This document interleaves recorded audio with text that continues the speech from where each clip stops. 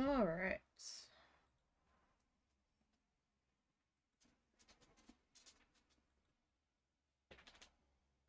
We are live.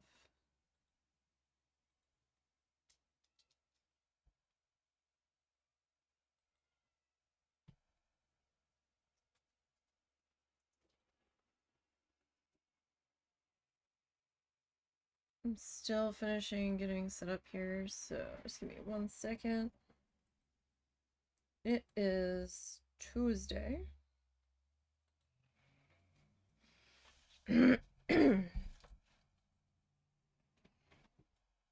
Me and my gimpy leg here.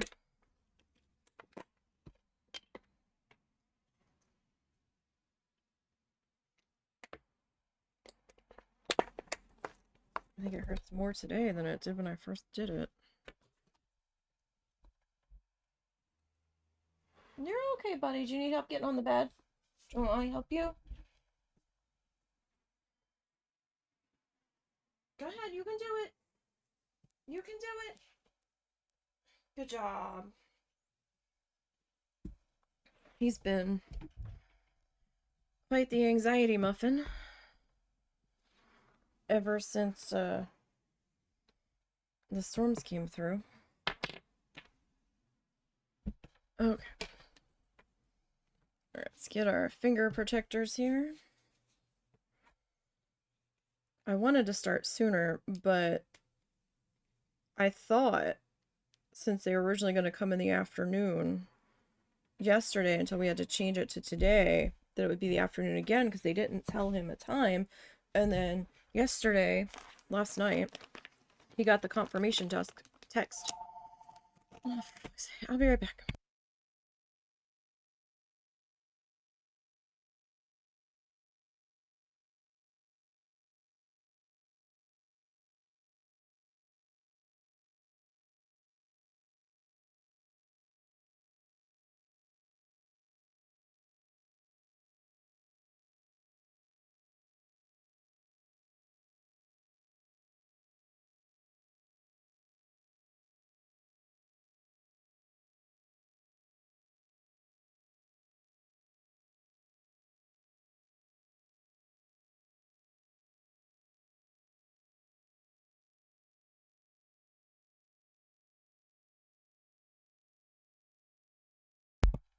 Alright, sorry. Phone started ringing. I just had to hobble my ass over to see who it was. Alright, so I wanted to start sooner, but they came this morning instead, right around when I was gonna start. And they were here for a little while trying to fix our oven, which didn't really have that satisfying of an outcome. They fixed it, sort of.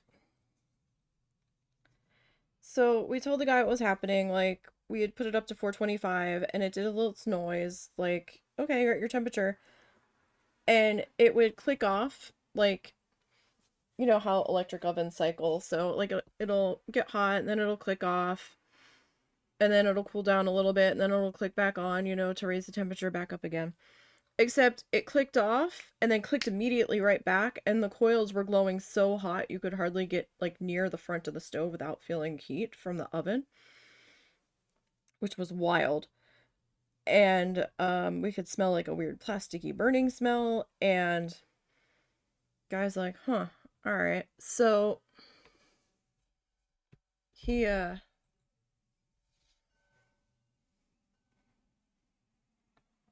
he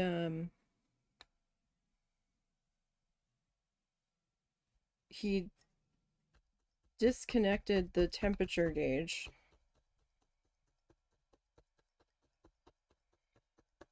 and reconnected it, unplugged it, plugged it back in, and then he ran it for a test and it didn't do it. And I'm like, okay, now we look like the idiots, right? And Russell's like, no, it happened. And he goes, I witnessed it too.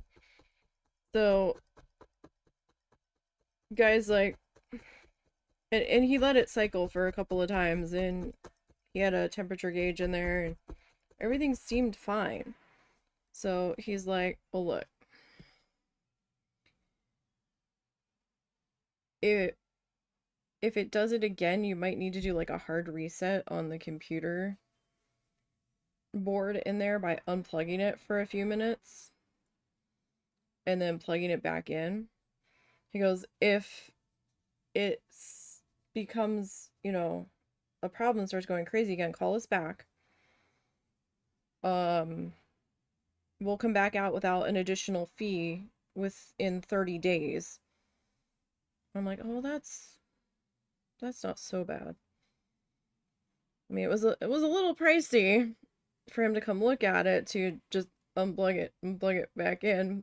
But he did disconnect the temperature gauge and he did check to make sure that nothing was melted. And he said he didn't see anything melted, and Russell didn't either. Because he was watching over his shoulder. So $130 for him to check it over was a lot. I'm not gonna lie, but he seems to think we're okay. Um,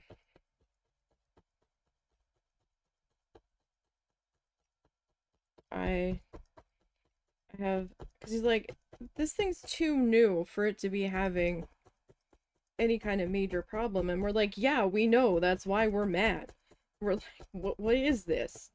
This thing's like maybe just a year old.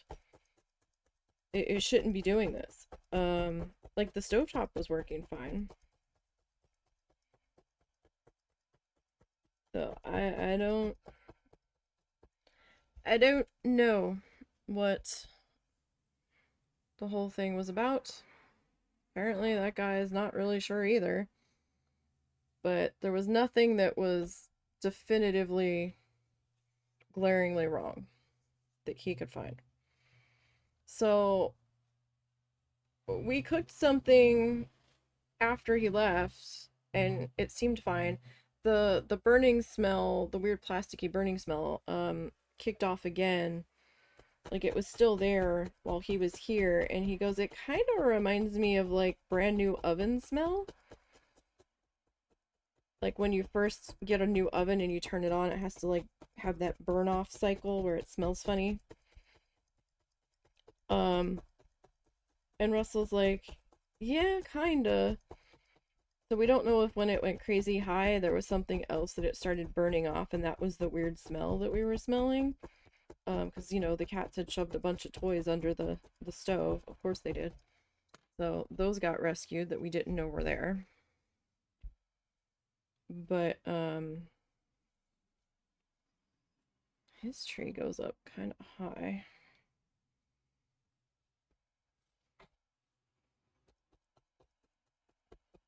We're just putting in the trees and shrubbery that we were working on last week, by the way. That's all we're doing. We have the tutorial in the bottom corner. Oh, I'm so disorganized. I forgot to pop the link in the chat. I forgot to do a lot of things. Okay, so. Alright, so there's the link to the tutorial in full. For anybody that wants to go watch it uninterrupted and with sound, because I have it muted. I do have closed captionings on it right now, but I don't know if that's even big enough to read. Might depend on the size of the screen that you are watching on. Sorry, I'm mad about what I have going on in my ears. I'm trying to change it. Oh, my keyboard tray, man. It keeps like making these loud thunking noises like it's about to drop out of the track. So we've got the tutorial pinned in full there.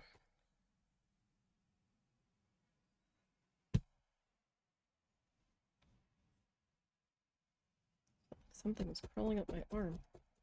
There's nothing there. Must have been a piece of fuzz.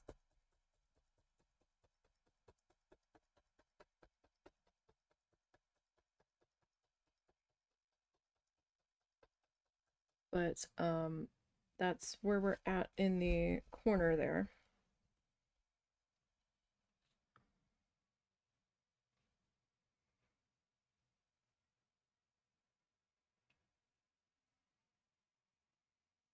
So yeah, I did want to get started sooner, but we had that whole mess happening.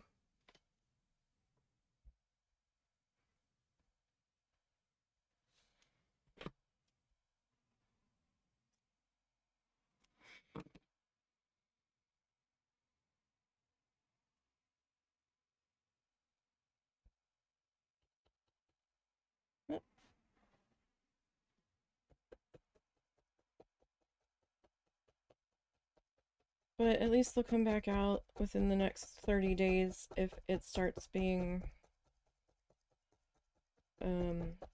strange again, I guess. Alright, so we're just kind of popping in some shrubbery here. I guess, you know, basically whatever background shrubbery shapes are gonna float your boat. Whatever's going to make you happy, darlings.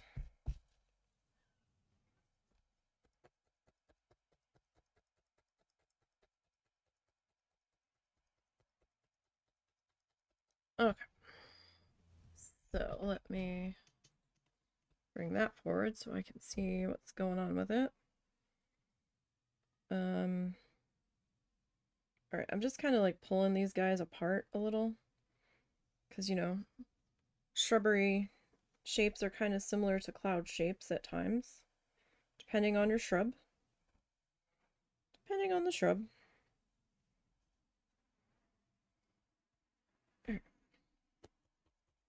Some of them can be kind of domey and bushy and all sorts of disorganized chaos that we got happening here.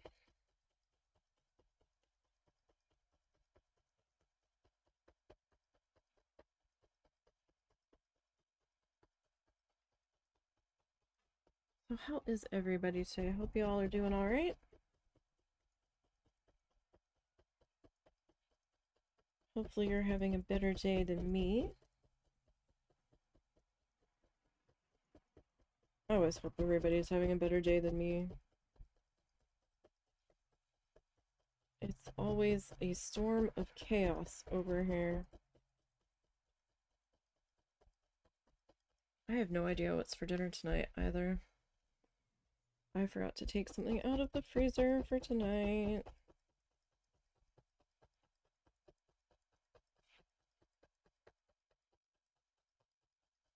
I really want pizza, but I need to make pizza sauce for it.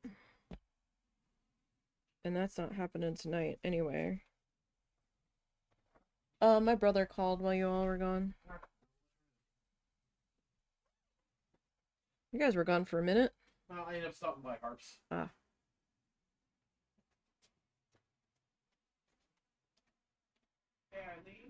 Oh, right. I'll be glad when my foot calms down. You alright? Okay. Like I said, it's always chaos over here.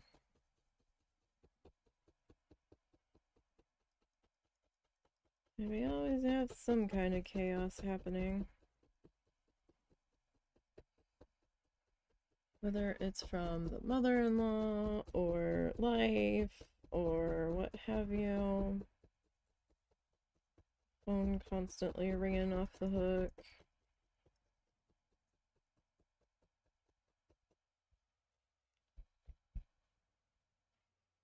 Okay.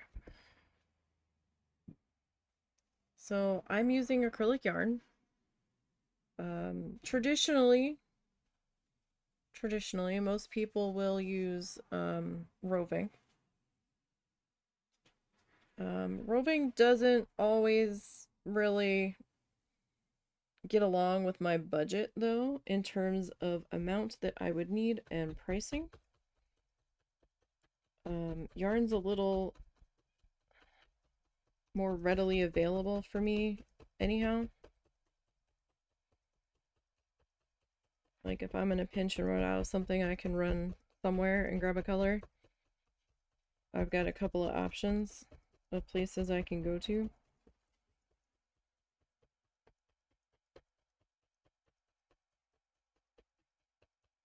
Roving, not so much. That would involve ordering it online, and well, I mean, I can. It's just, it's for the amount of volume that I need usually. Now, the magnet sizes aren't so bad. I'm not blowing through very much of it. But when we were doing the larger pieces, yeah, totally. Yarn was definitely the better way to go. But this is what I have, so this is what I'm using at this point. Don't know how far we're getting today since I did have to start a little bit later today than I wanted to. We'll see how things pan out here.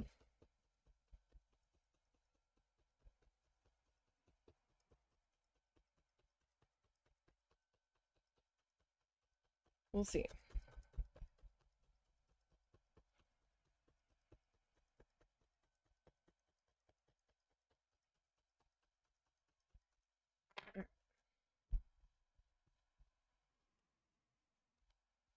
So I do have a little bit of a light spot there. I'm gonna let it be for right now. And we'll just kind of see how things go here. Alright, so don't forget we do have a flamingo with yarn emoji. Alright, let's go ahead and we're gonna play the tutorial.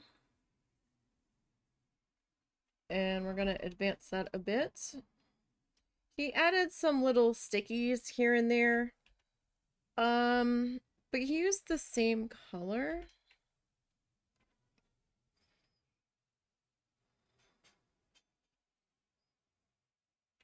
I think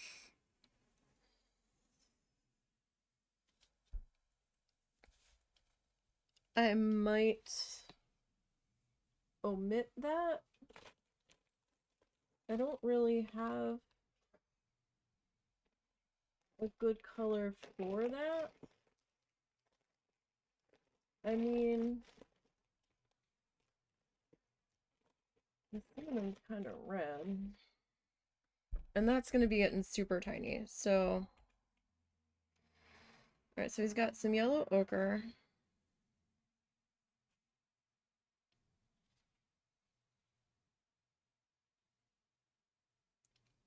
And he's going to start tapping in some shrubbery. Some leaves on the shrubbery. On the tree.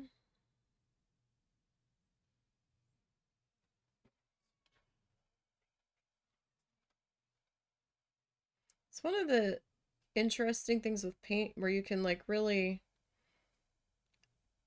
get the point across of layers with your brush strokes and brush textures.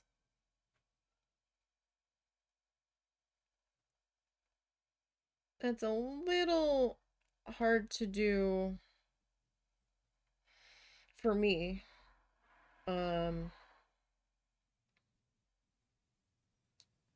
With this stuff. So he added, I think, a little bit of alizarin crimson to that.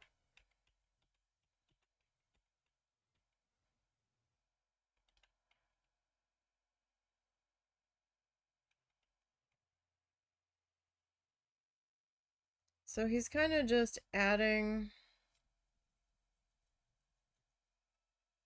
some fall shrubbery colors down a little bit.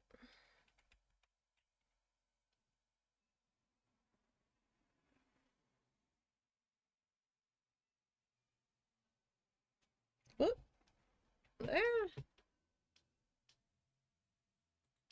Sorry, YouTube, we're not showing your ads. I ain't get nothing out of it.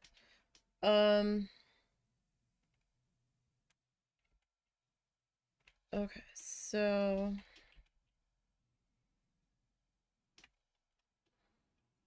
Alright, so we're gonna colorize this guy. Excuse me. Alright. So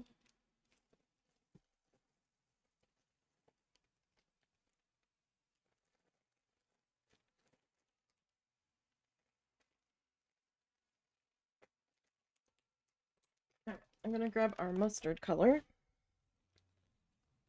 So I've got a bunch of this color. Now this is like way too much. I don't need this much out here right now, but we're gonna just grab a little bit at a time here.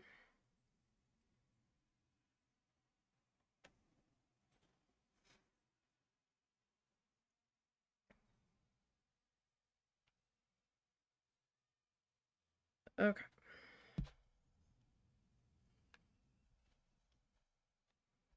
So he kind of started off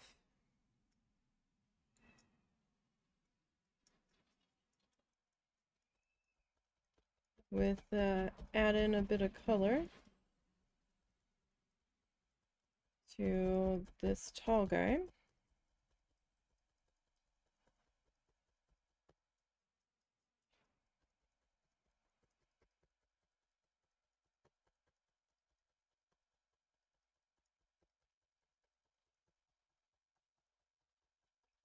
So that's what we're gonna do.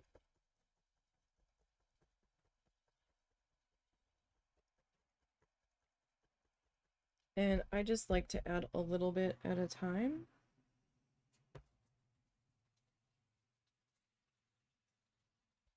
What'd you get at the store? Huh? She had me get some uh, lunch meat. Oh, I grabbed stuff to have a quesadilla later. we didn't have. Oh, okay.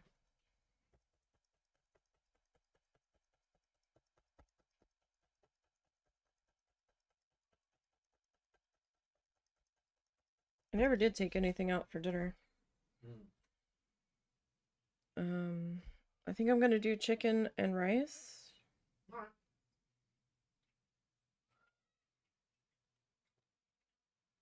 Do you want me to make him some rice tonight or no? If you like. He usually eats it. Old man Doggo, we have been having to bribe and convince to eat food. We were starting to get really worried, but the treats he has, he's been taking them willingly. We've had to, like, hand feed him his other food before he'll eat it. I don't know what's going on.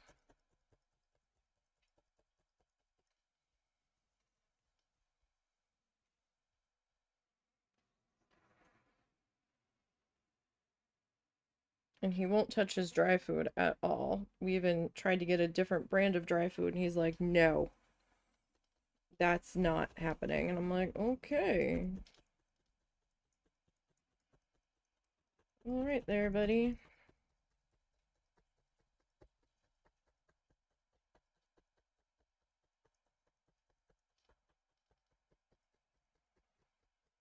Didn't help that he was mad that we didn't go to do his morning outing this morning because we had to be up on time this morning. Because the text we got, they're like, yeah, they'll be there anywhere between 8:15 and 10 something. And we're like, okay. That's a little early, but okay. Early for us. It meant we couldn't take him on his outing this morning.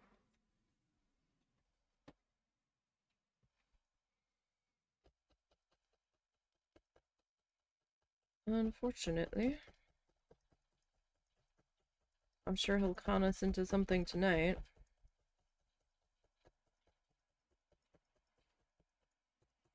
We were trying to break the nighttime habit because we don't always have time to do it at night.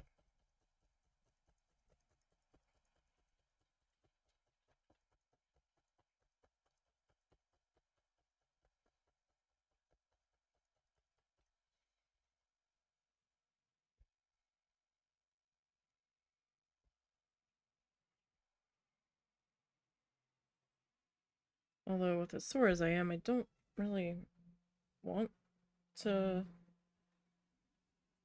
be gallivanting around, but I will for him if he really needs it.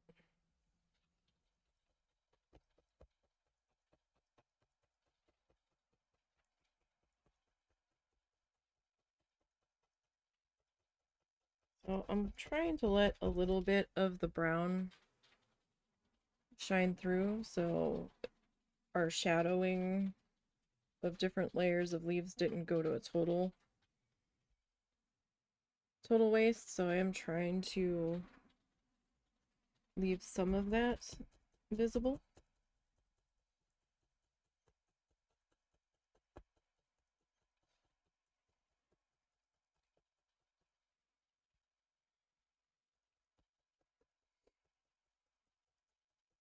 All right.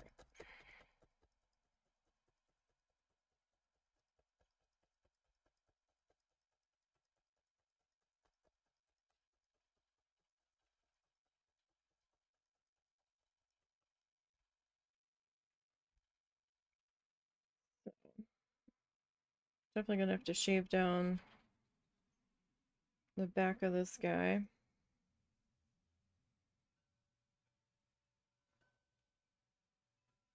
Fairly decently.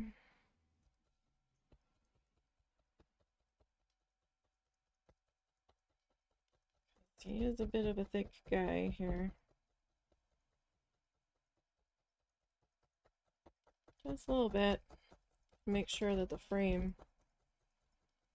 is gonna fit on here without too much trouble. I have a plan for if the frame is floating out too much, but I don't know if that's really gonna work. We'll have to see what happens.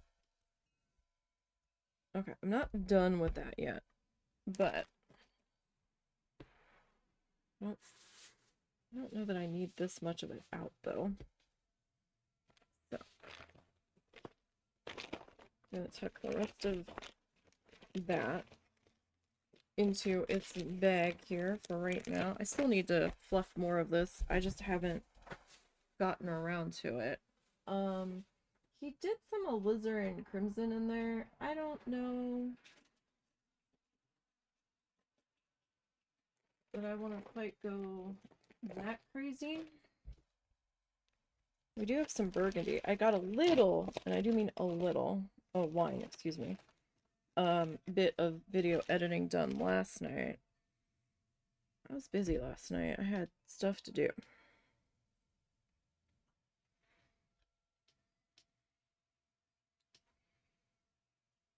Alright, so let's see. We've got a little bit of a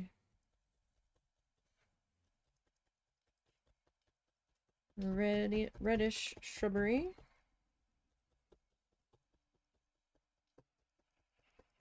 In here. Kind of hanging out.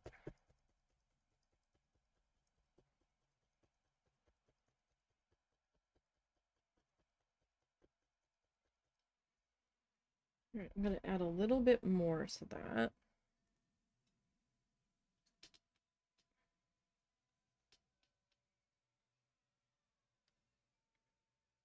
Alright.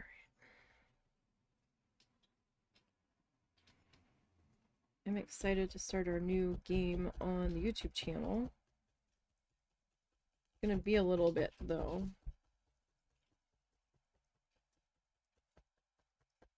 Though I do need to start recording it soon. I'd kind of like to start recording that this weekend. I don't think we've got anything too crazy happening this weekend, so I should be able to. I think I've got it set up.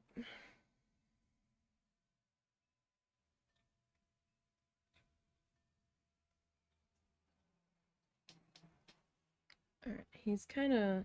I thought he had this in a couple spots here. Maybe he didn't. But you know what? We're going to. It's okay. We can add what colors we want in here. Bob said we could add as much color as we want.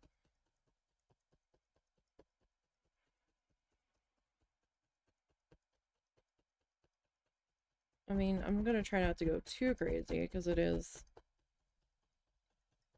kind of a toned down fall scene here. Or maybe very, very early spring.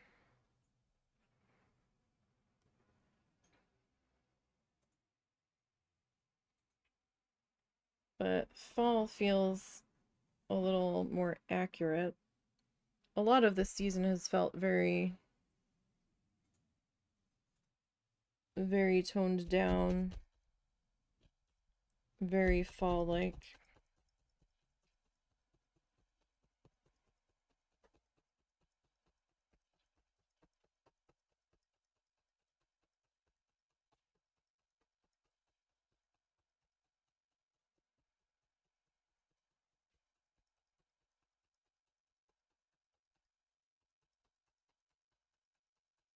Alright, I've got one more spot in there that's being a little bit stubborn. So, just a little bit more. Especially with these tiny little shrubby guys, I'm going to be kind of instituting our less is more method as we work on them. Like, I'm okay with adding more to it, but let's do it in little baby steps, right? So that way we don't go too far and get a little too carried away. Like, I'm okay with adding some more layers, so maybe not necessarily less is more, but baby steps. Let's build it up slowly. It's probably a better descriptor. Alright. Let's see here. He did like a lot of like more toned down colors.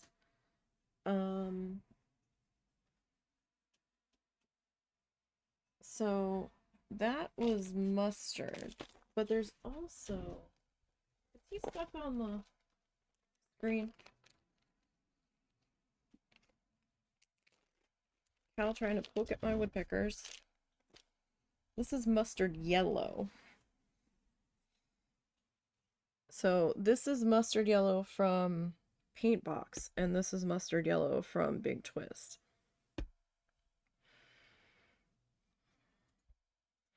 We're not going to be able to get Big Twist anymore, but that's okay. Like I've said before, I wasn't a whole real big fan of the ordering process from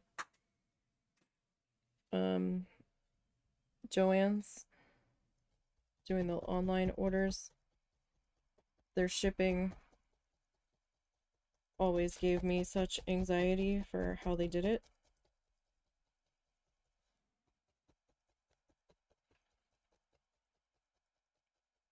Right, so that's definitely a different shade of yellow.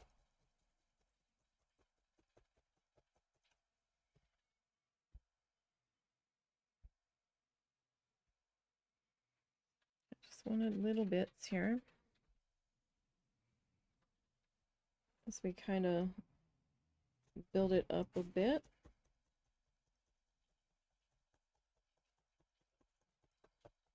And pick out our little shrubby shapes.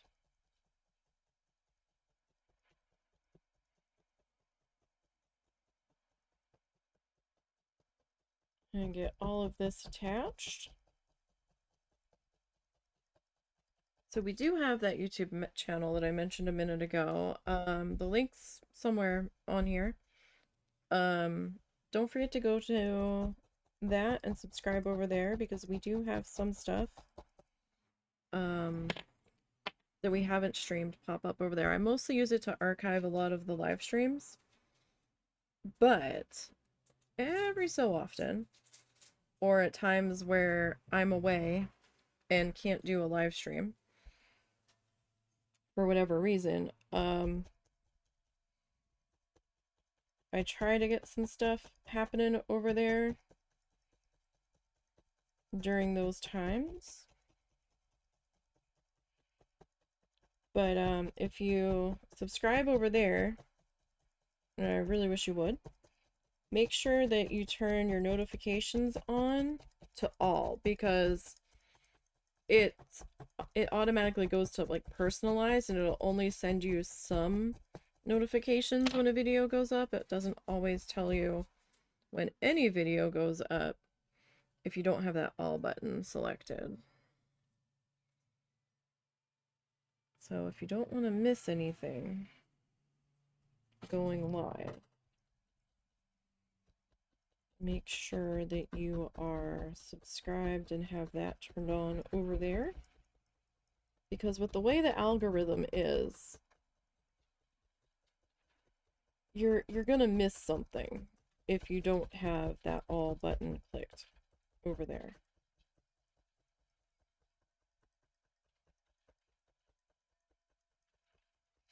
Now, I haven't done any live streams over there. I've mostly been live here.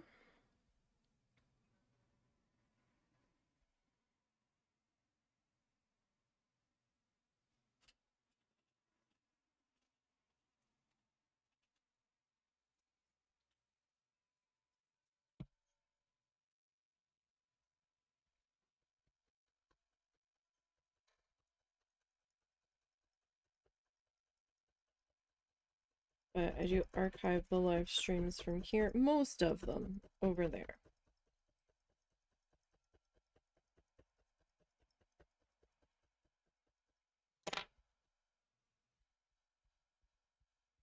You don't have to do this, but look, you don't have to brush down the back. This is just a me thing that I find sometimes helps it lay a little bit flatter. You do need to pop it up off of this kind of mat every so often, though, just so it doesn't become too attached to it.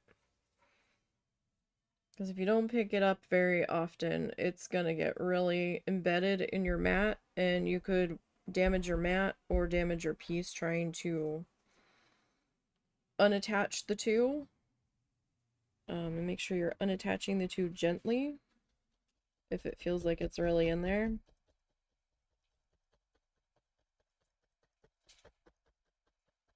But I like these mats better than the foam mats because they're not as scritchy on my ears. My ears are sound sensitive.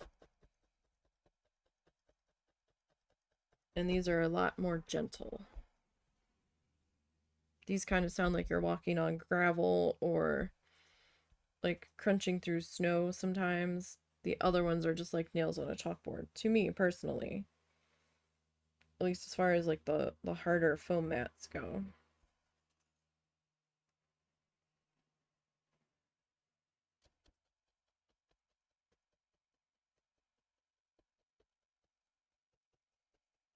Now I am using a small gauge needle.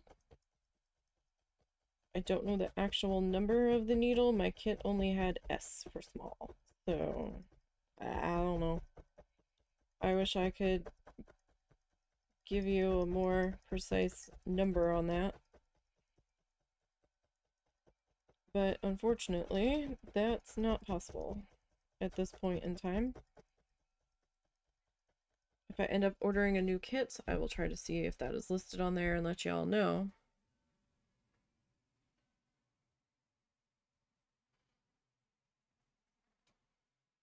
But they do say the smaller, the better if you're using like tightly woven fabric as your base. And I will say at times I get so much fluff packed into here that even the small guy can be a little tricky getting through. We have to go a little bit slower at times so we don't snap our needle.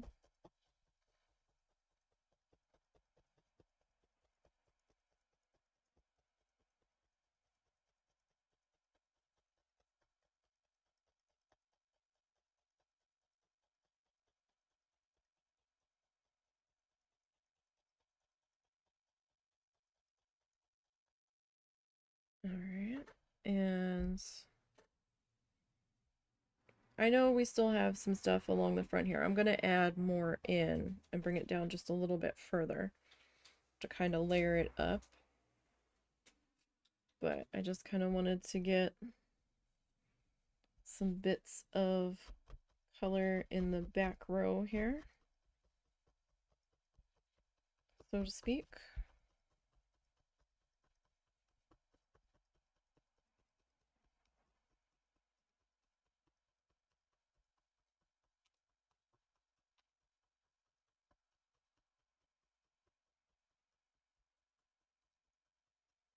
And these are just finger coats, finger protectors. I definitely recommend them if you're doing critters. You might not need them so much if you're doing the landscapes, but my hand-eye coordination's not the greatest, so I use them just to save me from any potential injuries, because I do miss sometimes, especially when I'm in here holding a piece in place. I've glanced off the ends of these numerous times. I've also stabbed through them a couple of times, but it was just like a pinprick, like if you were sewing with a needle, and the damage wasn't too bad. Now, if I wasn't using that, it might have been a lot worse, so that's why I definitely suggest the safety equipment.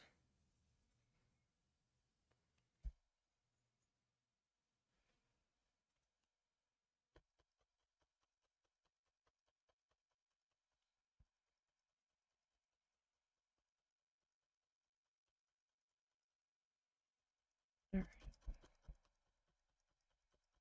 So I got that. Okay, now, how about we grab some of our rust color? That's like a fall-y color here.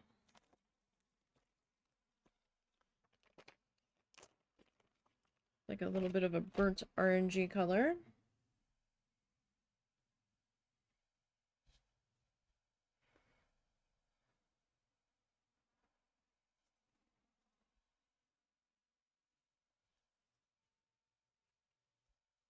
Alright.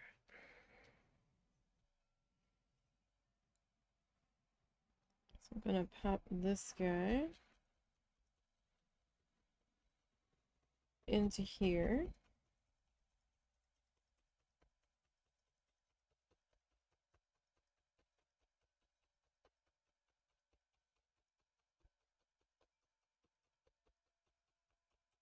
Gonna kind of layer it in front of both of these guys a little bit.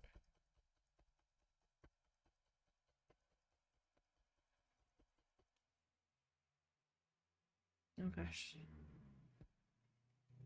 Yeah, I don't know if we're gonna finish this guy today. I always say that and we end up doing so, but we'll see. We might end up running a little late today.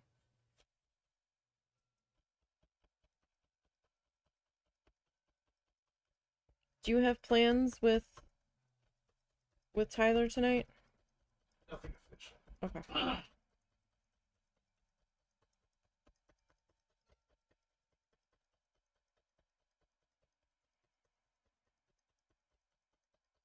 So we can go to 4 if need be. We'll see. I don't know if we'll really need to, but we can if we do.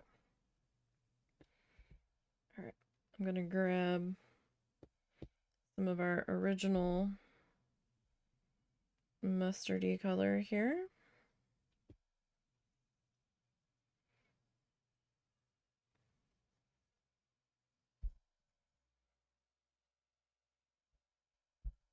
And we're gonna layer this guy down in here.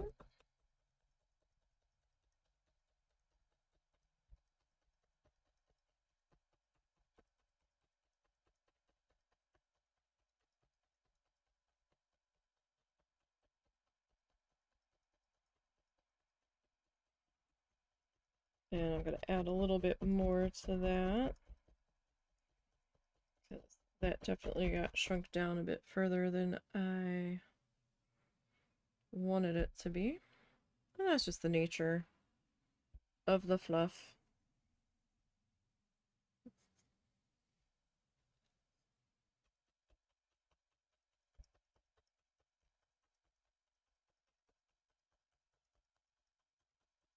Sometimes working smaller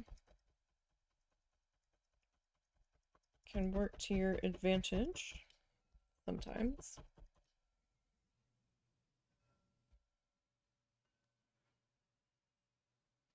Alright, I also have like a cinnamon color, which is a little more of a reddish orange brown if we need to.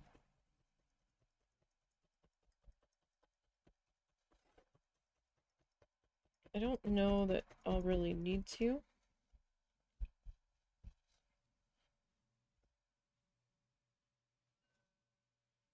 We'll see. Oh, this piece got all kinds of not the best fluffing. Sometimes it happens where it gets a little stringy on you.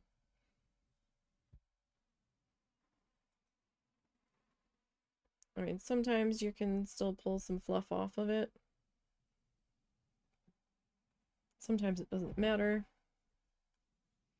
If you're that mad at it, it was just a tiny little piece, I'm gonna just go ahead and discard it.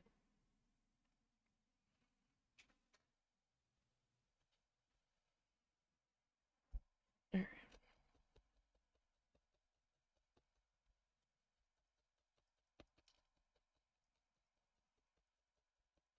Start to add in this bit of shrubbery.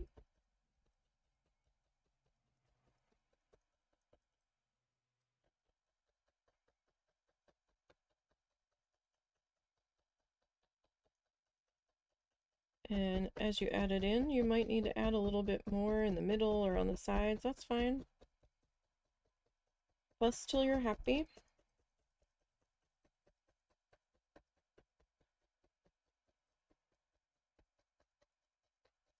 Hey, you're the one making it, so dab it till you are happy with how it looks.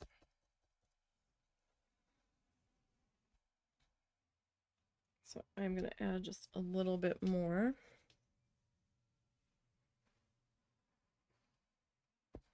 To this spot.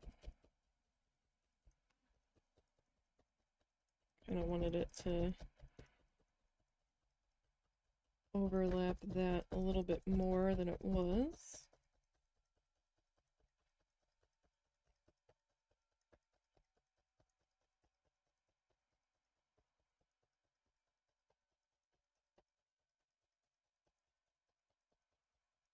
Feels very like late October. Ow, that hurt.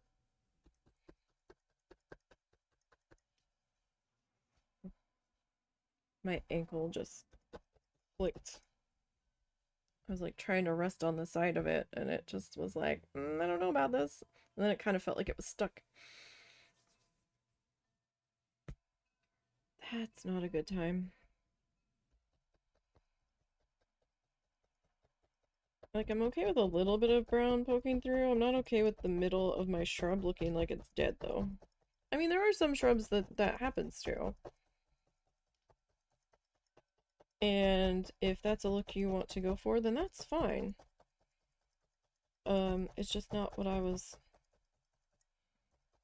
wanting in that exact spot there. Oh no, wait. Is it this one I wanted, or no? That's that one.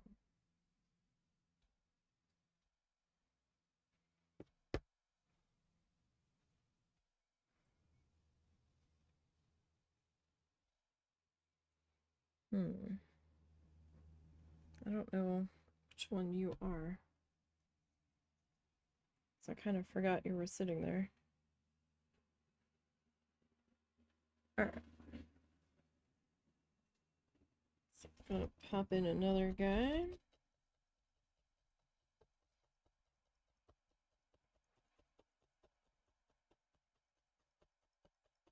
right into here.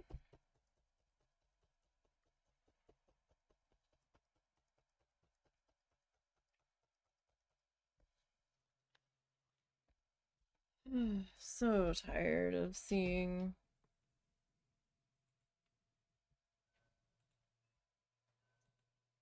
people posting ads for this.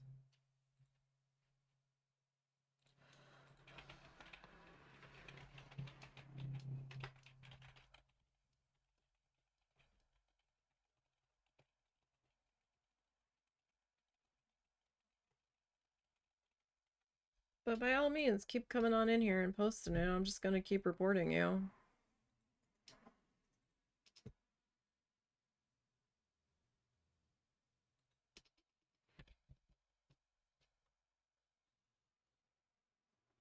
Okay.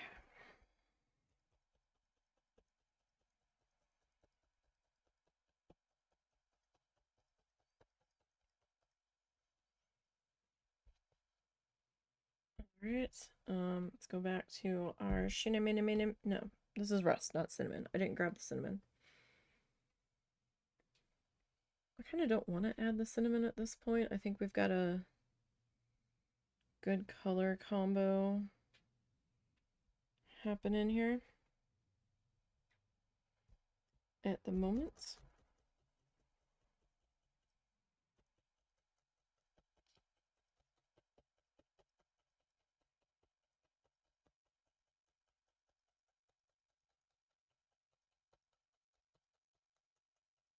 Fairly happy with our combos.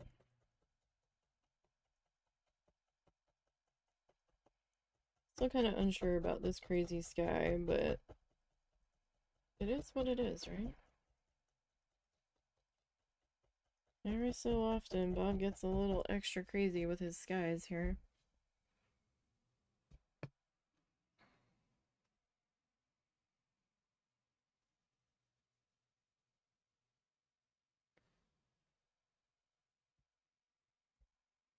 Sometimes we come out on the other side okay, and other times,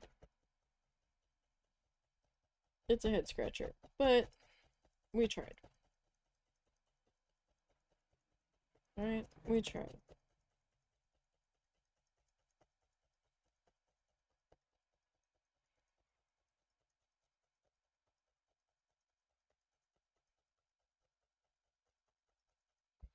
Okay, I think that's pretty good for that. So let me tuck everybody, for the moment, back in their containers. So we don't get too many colors mixed together here, because they're a pain to separate. Absolute pain to separate. So I tried to keep them in their separate piles. I need to fluff some more of this color. If I can find it.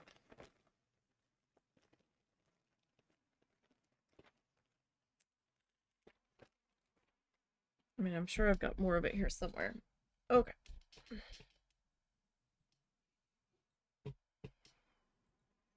So, let's see.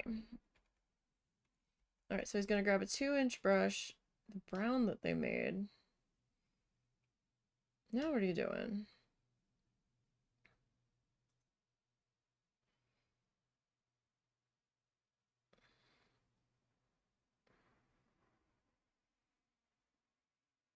Bob.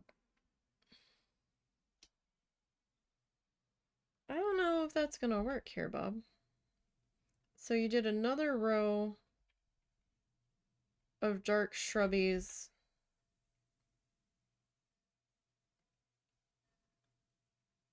On top of the colorful ones? Okay.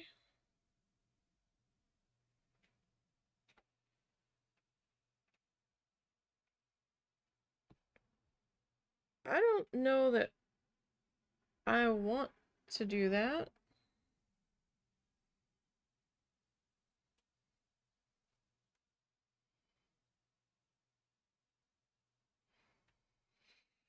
Okay, and then he's kind of putting in a bit of a wider pathway here.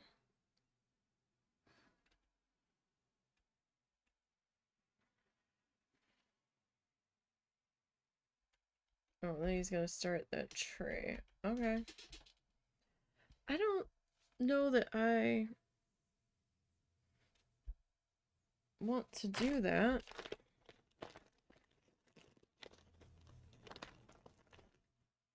I don't know that it's gonna really do much here. But, oh,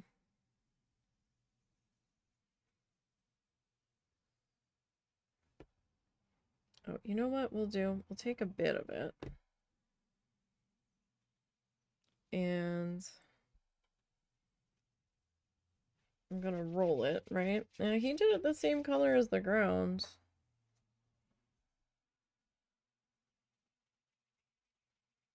Make a bit of a fluffy snake.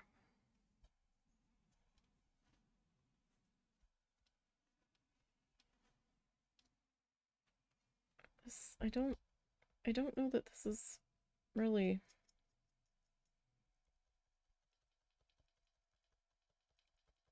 like gonna be all that visible, because the bottoms are just gonna kind of melt into the groundwork here, but okay.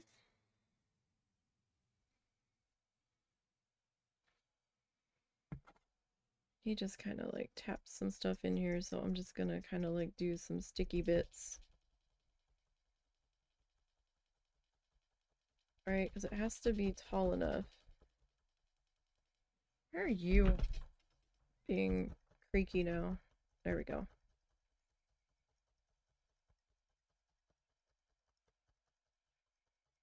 Like it has to be up tall enough into the other shrubbies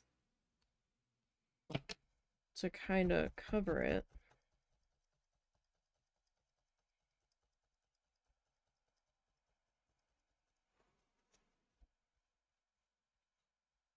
I'm kind of unsure about this step here. I think he did it to make it look more fall-like. And like stuff kind of like dying out for the season, or maybe this section just didn't have a whole bunch of grass in it. Maybe there's a little bit of scrubby stickies and stuff.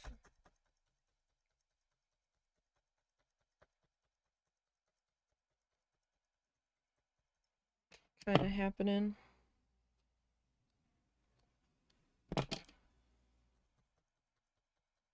So whenever I snip, I do come back and kind of tap in the section where I snipped, so I don't have too much like loose little bits kind of poking up.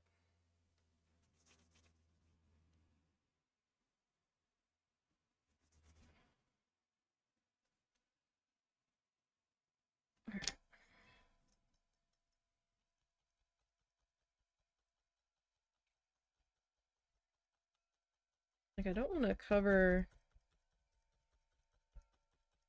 my other shrubs here too much. I mean, it is kind of pushing them back a little bit.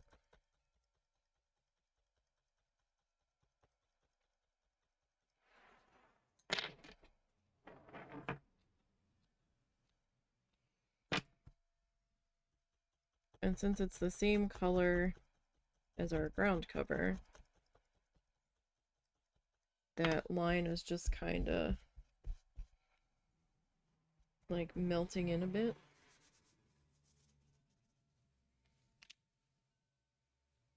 Like I keep stretching this out, like I'm totally not gonna have to end up adding more to it. Like I'm gonna have to make another fluff snake. See, I just don't have enough fluff here to make it all the way across, I don't think. I think I'm going to be just short.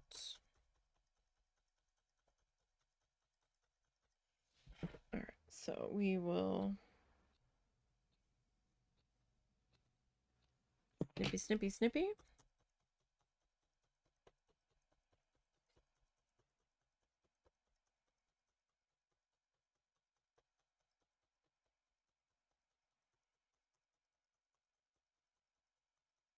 And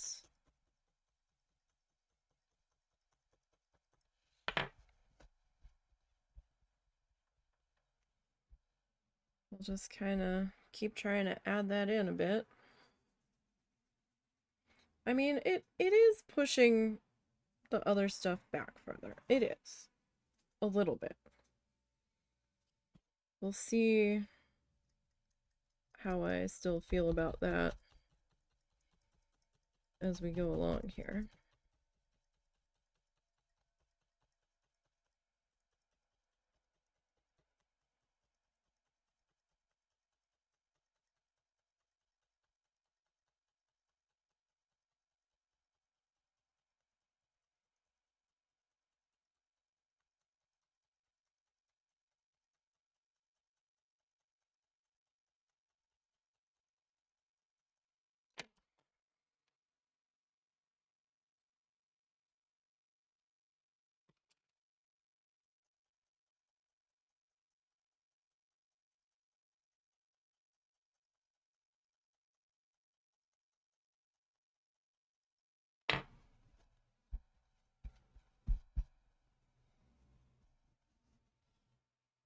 So,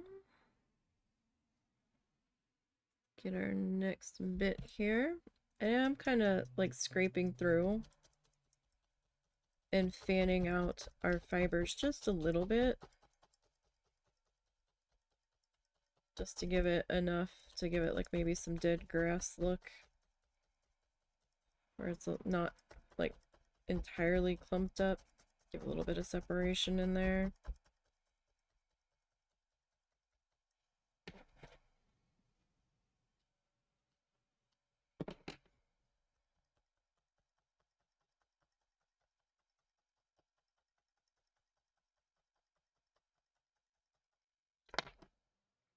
Alright, now I do have like a little tiny knot here.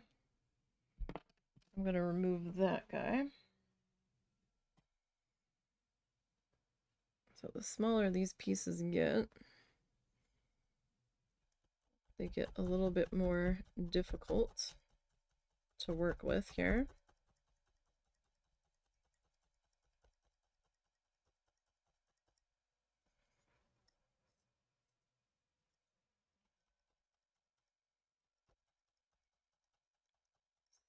So, just gonna kind of like try to diagonally fold it up and a little bit over on itself.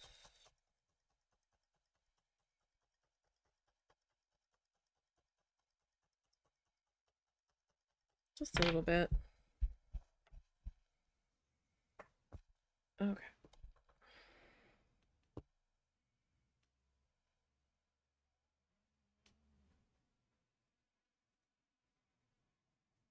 So we need just a little bit more ground covered here.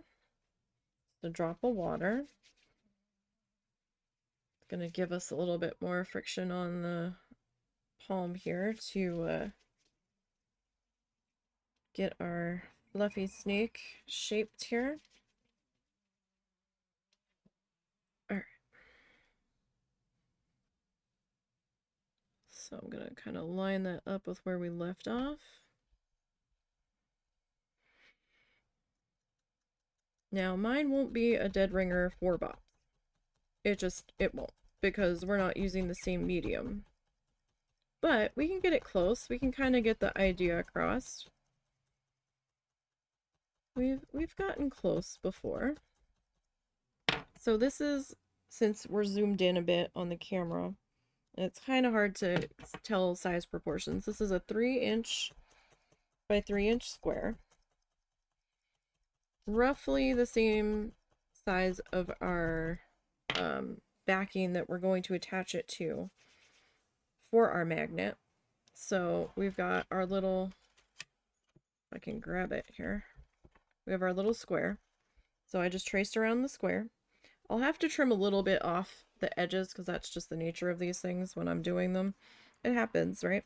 So we'll trim off a little bit of the edging and we'll paint this guy up. We'll paint these guys up. This is going to be our picture frame. And we'll trim this guy up. We'll slap him in the middle. We'll attach our magnets to the back. It'll be a good time. We'll get messy. We'll get some paint all over the place. Not too badly, though. Get it on our fingers, at least.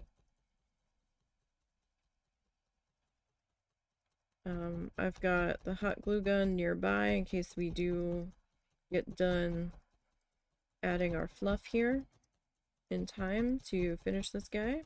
We're gonna try. Trying to keep moving on this guy today. We're also gonna need some tacky glue. The hot glue is mainly just to help hold everything in place while the tacky glue is drying.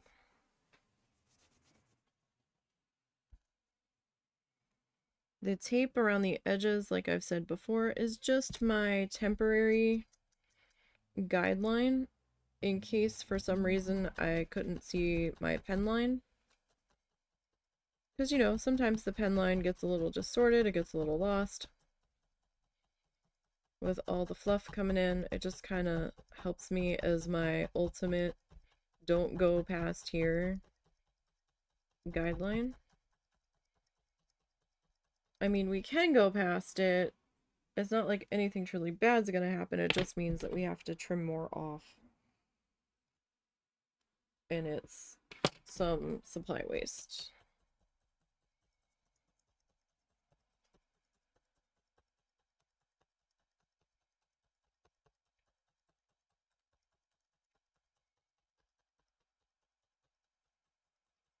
Now, I am using acrylic yarn. Traditionally, people use roving. But like I've said before, the acrylic yarn's a bit more budget friendly for me. Okay, so are we zoomed in enough, do you think? Let me know if that needs to be zoomed in more. Because we can, if I need to. Okay, so we got the little background Sharpies put in front of that one. Now we have to add our walkway. Now I have a camel color, a soft fudge color. They're pretty similar though. Let's go with camel. I have a bit more camel than soft fudge, I think. They're pretty similar in shades though. Alright, so this was camel. Camel? Caramel. Camel. From Big Twist.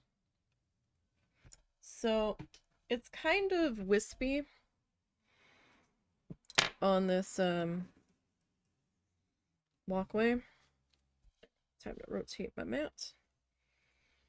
Alright, so he kind of starts it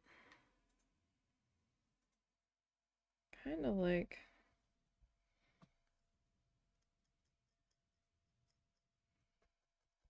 back in here.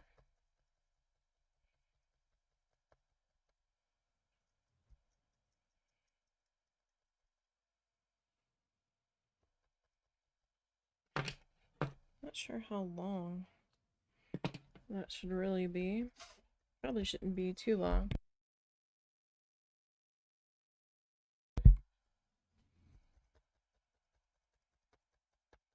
Alright.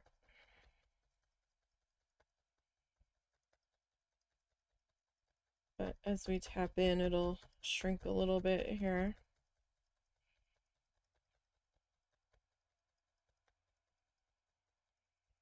Kind of trying to stay like near the base of our shrubbery that we just put in.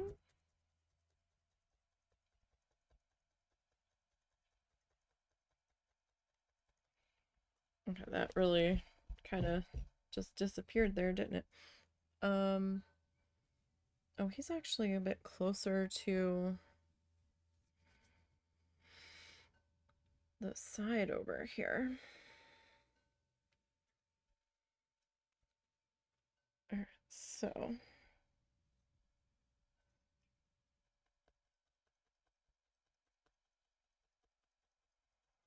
it's kind of curved, but kind of not at the same time.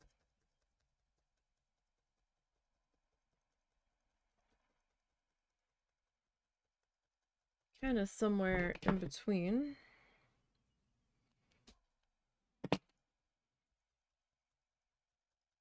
So I am a little bit side. Okay, and then it's kind of leaning more to this side. He is curved. He had the oval contact paper on here. So I kind of also have to account for that.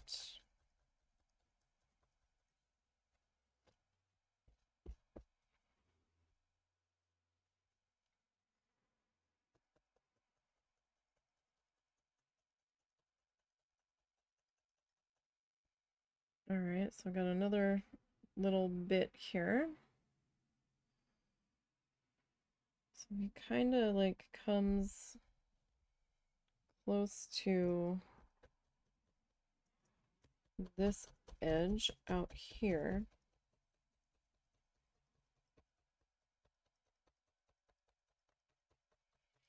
But then he kind of brings it back the other way a little bit too.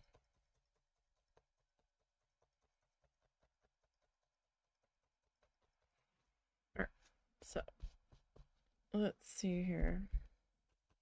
We can kind of make that out. Kind of, sorta. Alright, let's grab a little bit more fluff. I'm not going to use the water on this one because I don't want this pulled in super tight. Okay, so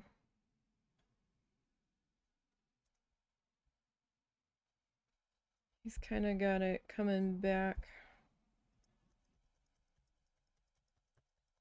a little bit this way.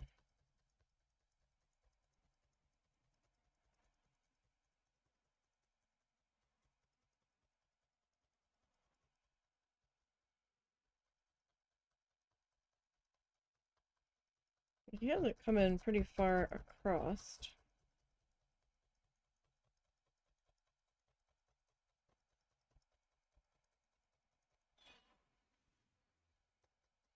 So I might add a little bit more here and there, or we might leave it a little smattered and broken up in places here. I mean, his has definitely got that action happening. I got the Bob Ross knife treatment.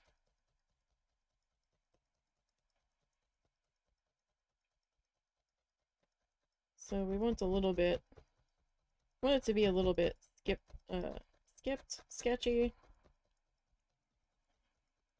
It has his mountain treatment, basically.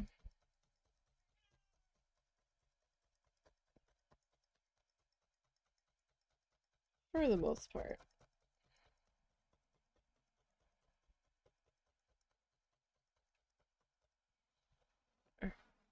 Pop that up gently.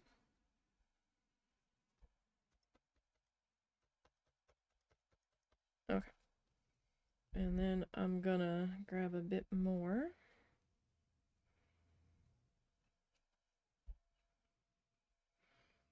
Alright, and he's got...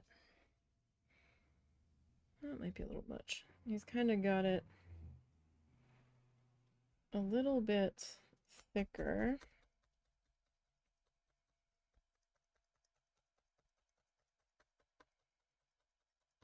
In through here.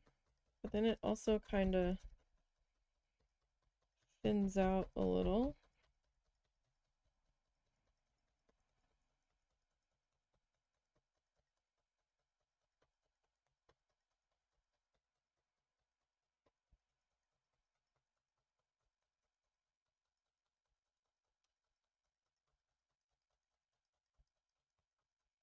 Alright, so I'm gonna have our frame at the bottom, right? So some of this is gonna end up getting cut off if I take it too far down.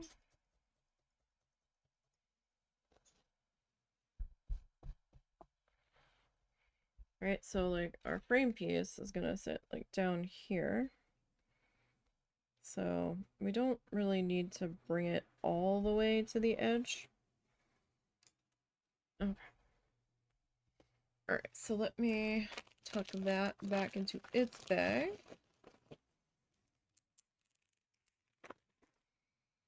Alright, let's pop back over to the tutorial. And we'll see. Oh no, our bravery test. Bob and his big old trees.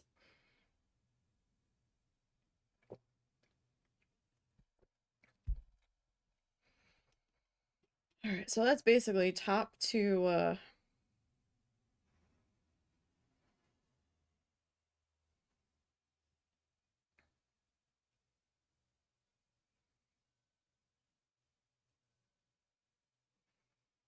top to bottom there. Okay. Okay. Hold on. Seeing where the... Well, hey, let him finish the tree. He's 15 minutes in. What the heck does he spend the rest of the time doing? Or is he just playing with the tree the whole time? I don't know.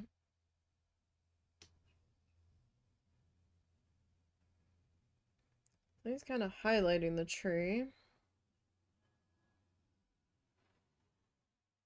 think I've got a color we can do that with.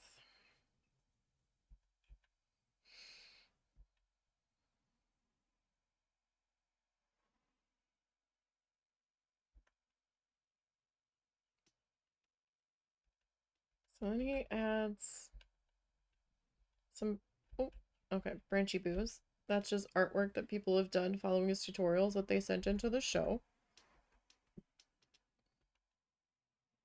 He's still going crazy, adding all kinds of limmies and stickies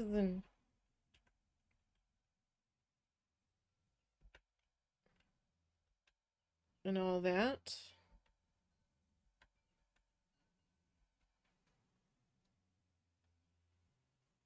Did he really spend that much time on just the tree?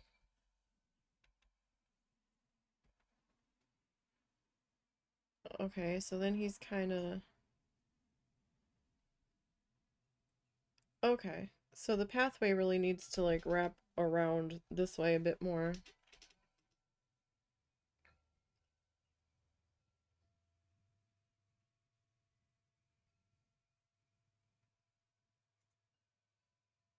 Okay, so he added a little bit of like Van Dyke brown in here to kind of cover up that the pathway just kind of stops. And then he's got a little bit more on this side of it. And then a little bit more like over in here. Kind of like cutting the pathway a little bit. Oh no, he's getting the filbert brush again. Oh, he put in a fence. Okay, so we're gonna back this up a bit. Alright. So I do actually need some more of that camel color.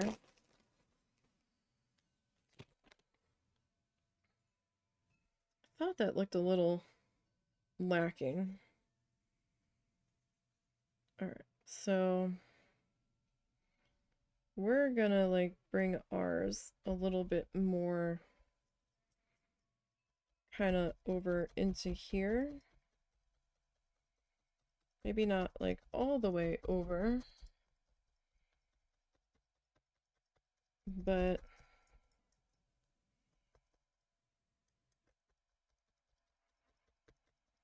did need to come over a little bit more.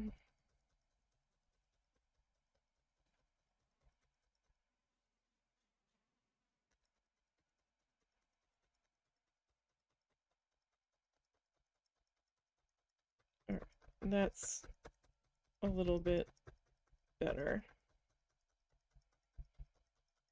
And you know, it's needle felting. We can add to it until the time that we attach it to our magnet back, so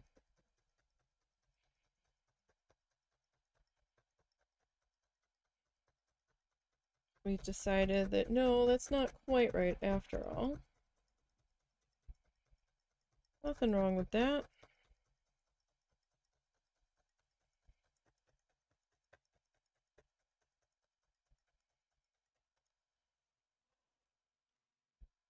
Okay, that looks a little better. Okay. So, we'll stick that back in its bag.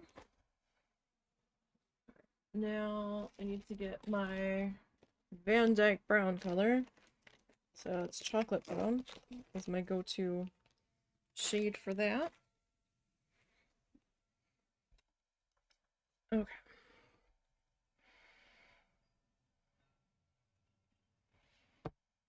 So, we kind of have to decide how thick our first bit of tree trunk is going to be here. Alright, just a drop of water that I am going to scratch my arm, and now it's like, oh, let's just be itchy constantly.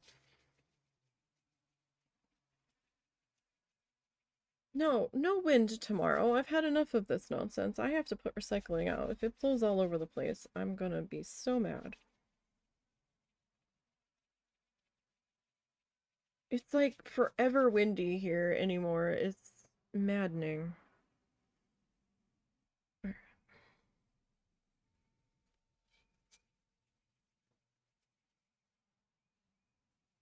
Okay.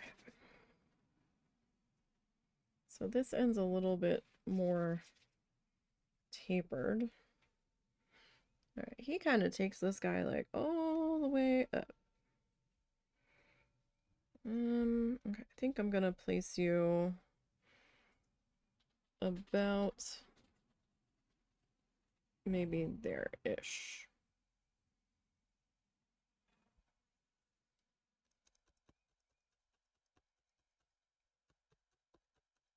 So our placement can be a little different than Bob's because again, I don't have oval contact paper happening here. We could have tried to make it an oval, but then the background would have been weird going into a square frame, and it would have just been like open felt, like picking up every little bit of fuzz ever imaginable. And it would have looked dirty, so I was like, meh. By all means, if you want to make it oval, go ahead.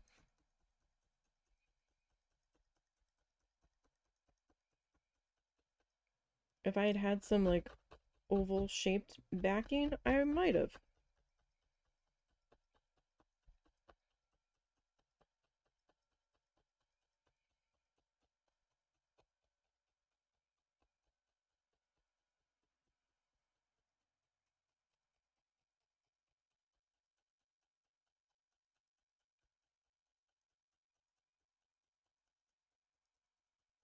Highlighting this guy is going to be a little bit of a challenge.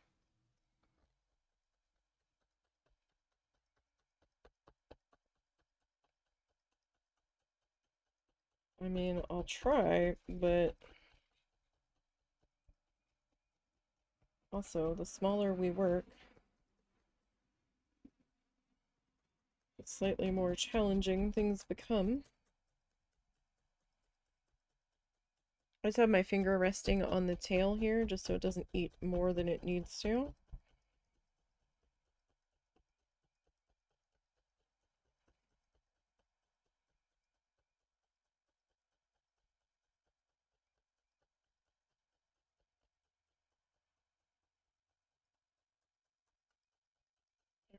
So we've got the base of our tree trunk in here.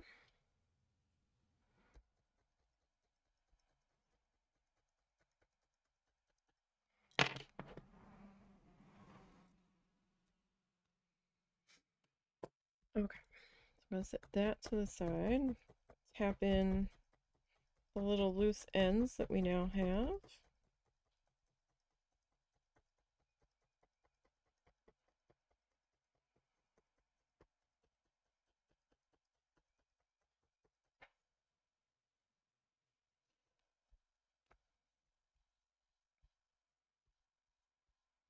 Alright. So we've got one main tree trunky guy. This guy's a little thin in spots here. Alright, so we've got another guy kinda coming up here.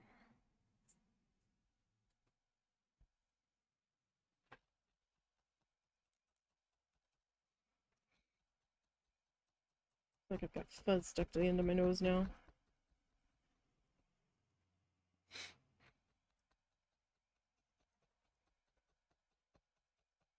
Alright.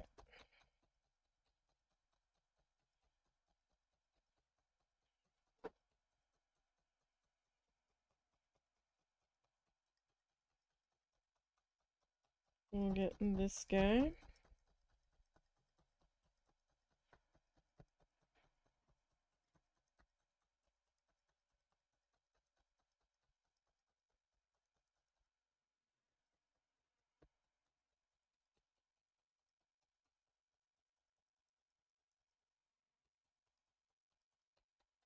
Oh gosh, am I gonna have to add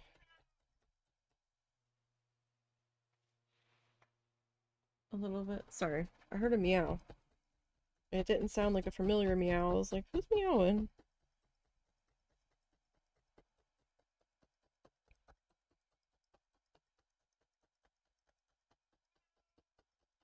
I think it's cow.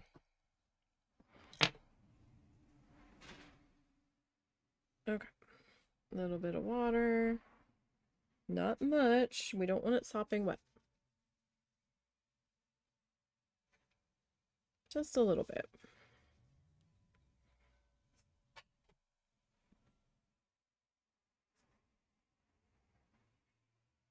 Did you shut the window? No. I shut the kitchen window. Oh, okay. That's what I meant. I thought I heard it close, but then all of a sudden I saw you laying there.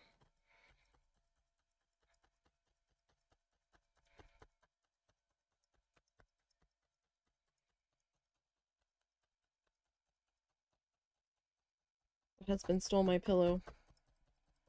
I didn't want to circle. Oh, I didn't know he was up there. I was wondering why you were on my side. We need to get the husband a new pillow. Except the husband decided he wants my pillow.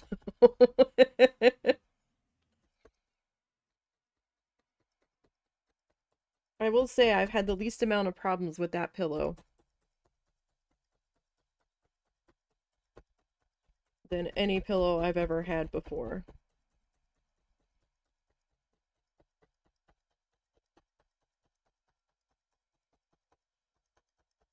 Not sponsored, but I do recommend the purple pillow. It is a little pricey though.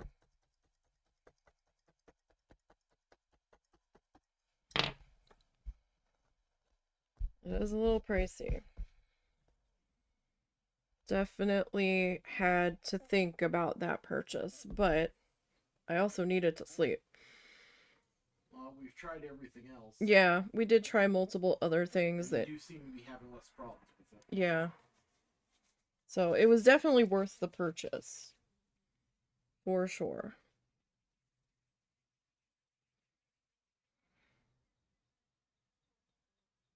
Alright.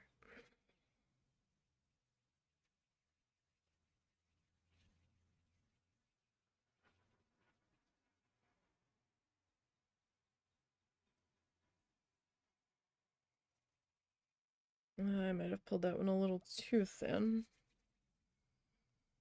Alright, so does this guy go... He doesn't go all the way up on this one, but close.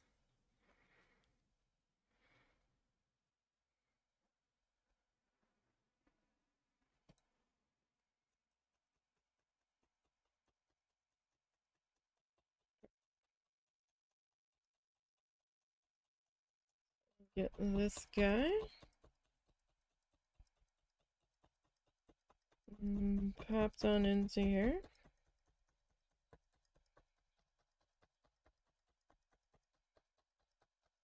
And you know, just wherever you feel like you need a tree branchy. Basically. Like a thick boy. Thick boy branchy. Right, so that got a little thin.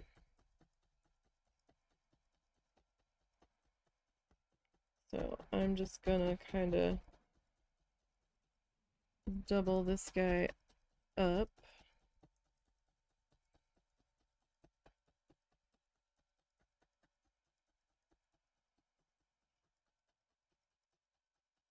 Into this thin spot here.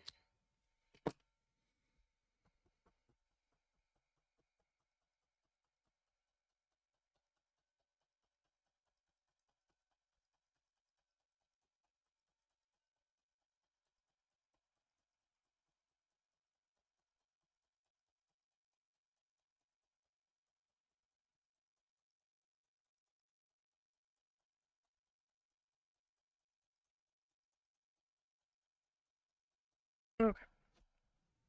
That's definitely a statement. Okay. I'm not quite done with that color yet, so I'm gonna leave that sit there. And I don't really know what color I want to highlight this guy with. We might go with toffee. He kind of had a geez, everything wants me to update. OBS wanted me to update, and I'm not sure if we're on the right graphics card update number. We have to double check that before I update OBS. And then the camera hub wants me to update. I'm not updating right this second. We'll talk later. Camera hub's working, so I'm not sure if I really want to update right now.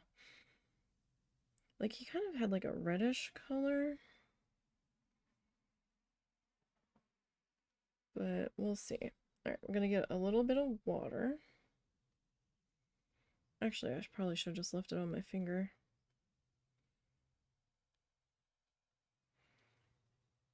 So we can get a thinner snake here.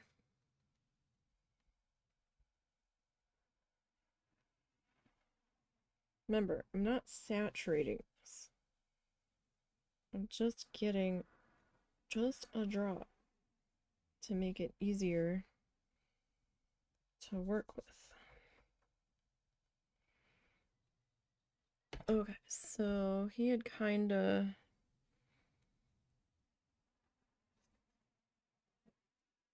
started to highlight this side of it.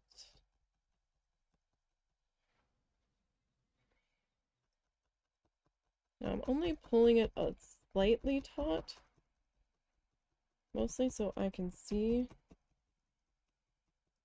what the heck I'm doing without completely having a gap in here.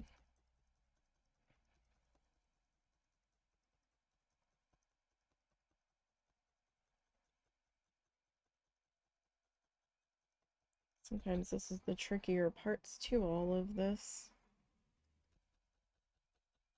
Like, I'm not pulling it tight, just slightly taut, just so I can see and get some of the extra out of there.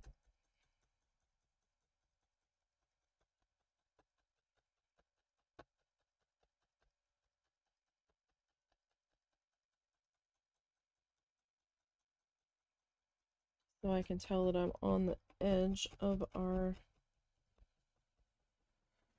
tree bark here.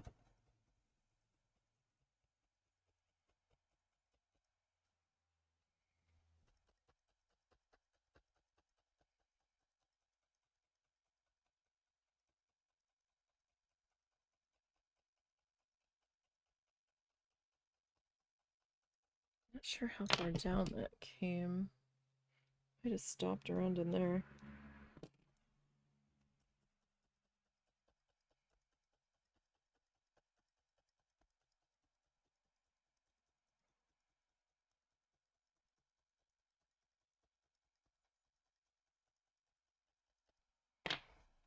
Okay, I'm gonna pop that up. All right. So, second verse.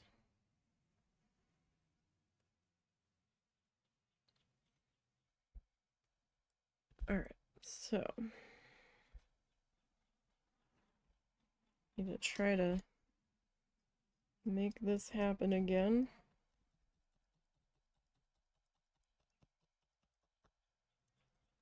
Over on this side.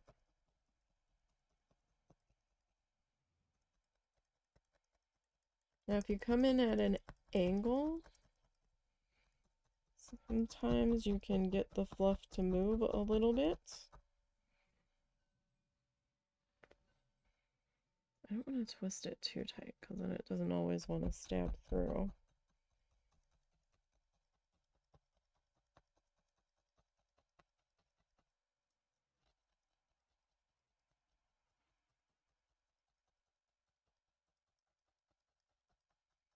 I don't want to disturb any of the layers under it either.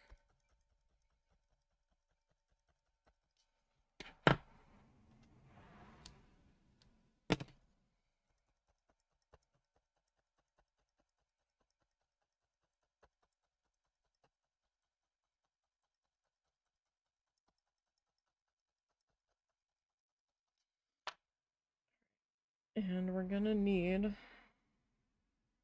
a little bit on this guy too.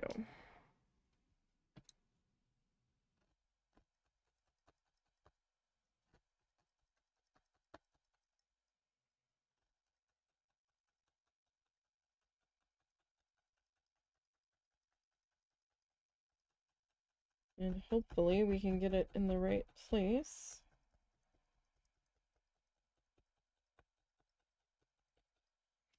Kind of looking at the wrong side to see where I'm positioned.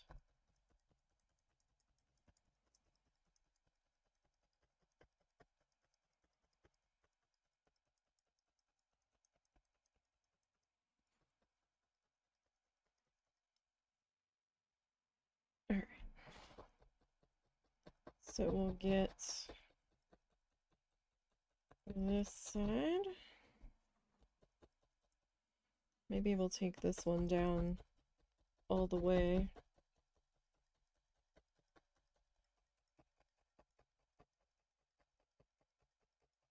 How about that? Alright, that's not too bad. Okay, now I don't know what color he actually did the little branchy boos in, but I'm gonna use our chocolate brown here.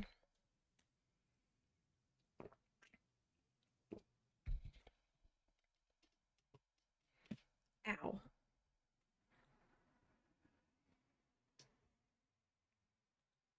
Dang, that foot of mine, man. It is just being all sorts of cranky today. Okay.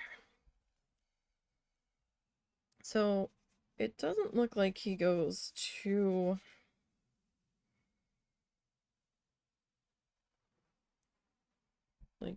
too involved with the bottom half of this.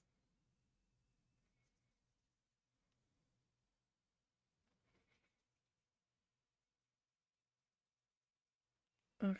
Like, I want it to be thin, but not too thin. Because if it's too thin, it's just gonna, like, vanish into the darkness.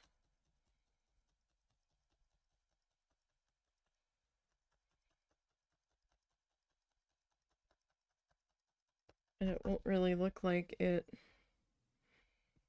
ever existed.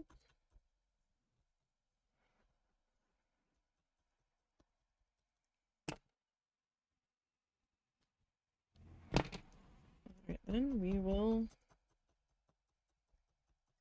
have to do it that way.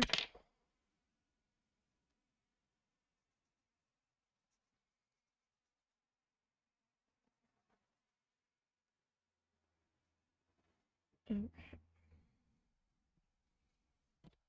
So, let me attach you to the tree first. Make sure you get attached. See, if it's too small, then it just kind of like shrinks into oblivion there.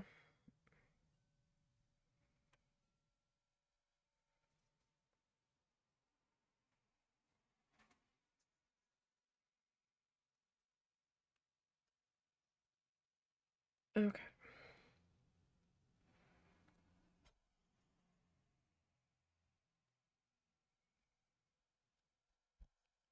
So we're just gonna add some branchy guys in here, and this is gonna come down to personal preference, really, and how much you want to branchify your tree guy here. I don't know that we're gonna add as many as Bob did, but we're gonna add a few. And we can definitely add a few guys in here.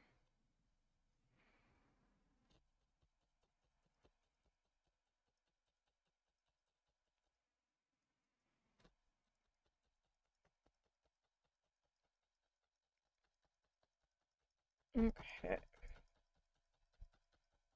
They can be long, short, you know, whatever you kind of decide there. I mean, trees have all different, like, things happening. I'm kind of mad. They said it was supposed to get up to like 70 today, and it is nowhere near. My one thermometer outside seems to think it is, but we're like barely hitting 60. Alright.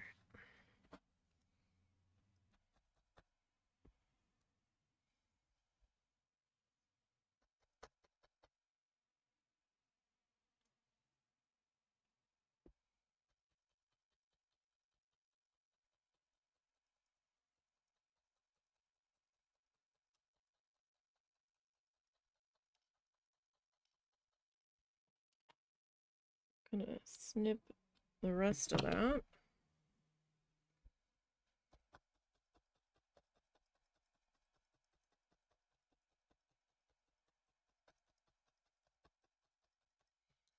Now, he did not add foliage to this one, which surprised me, because, you know, Bob never really misses an opportunity to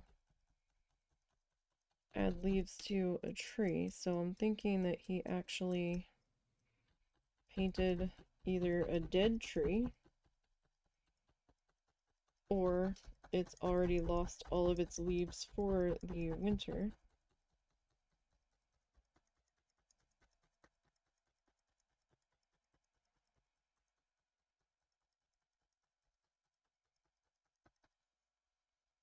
So it's becoming more tree-like here.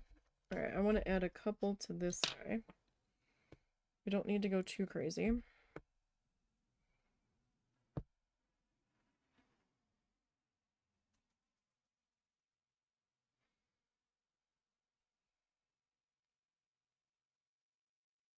Okay.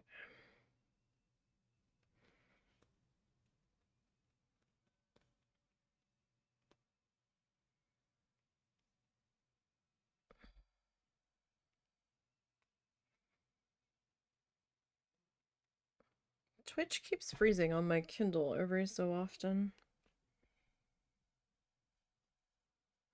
Kind of annoying.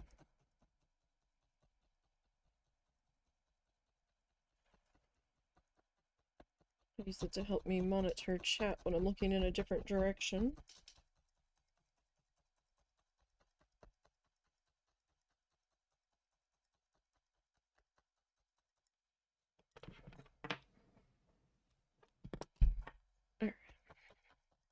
attach that tail into there.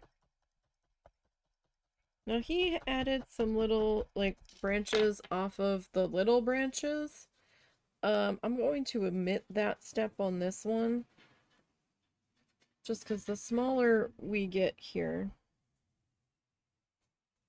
the harder it gets to even see these little guys.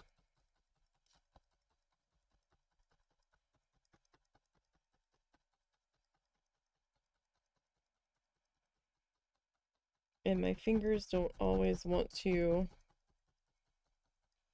cooperate to get these smaller pieces in here.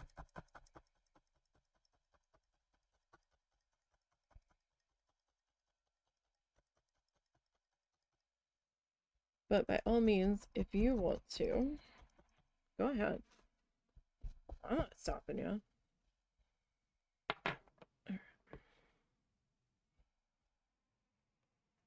So, gonna need to make another fluff snake here.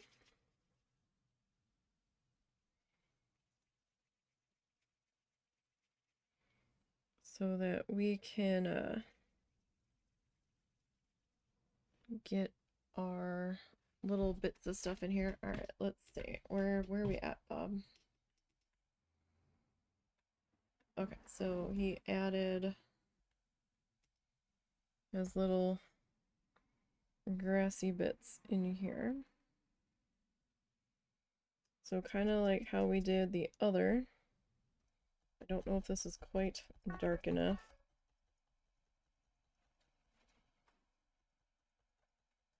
To get the point across. I mean, it might be.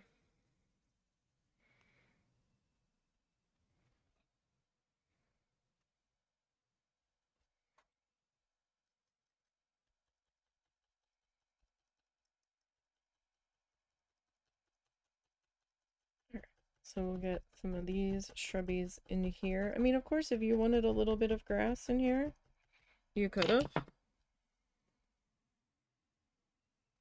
Could have taken like some of your ochre colors, mustard colors. And you could have grassified that up if you really wanted to.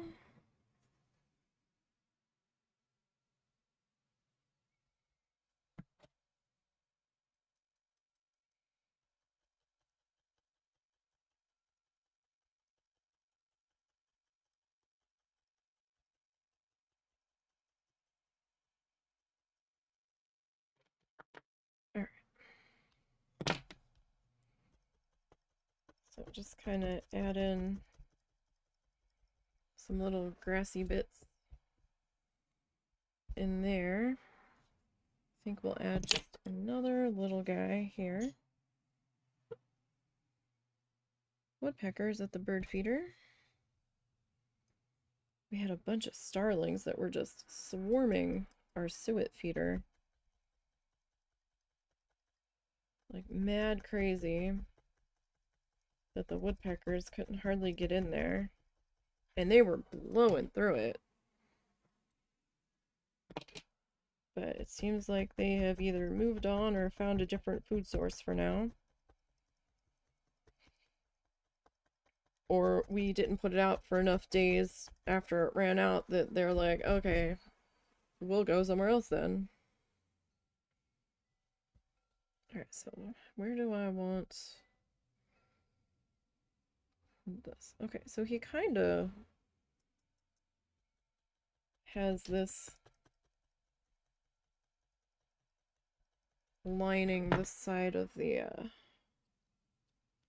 pathway a little bit. So you can kind of see that darker brown on top of the lighter brown. I'm glad I didn't try to do this any darker.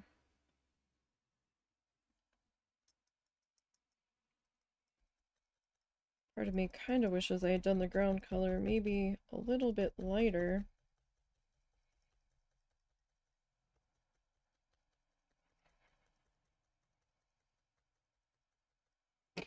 But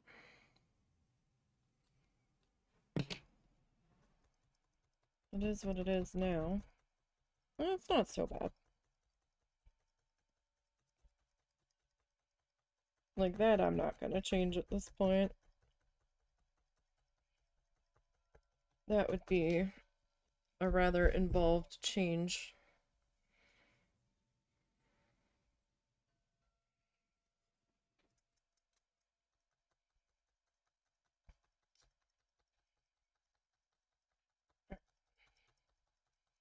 I'm just kind of putting in some little grassy bits.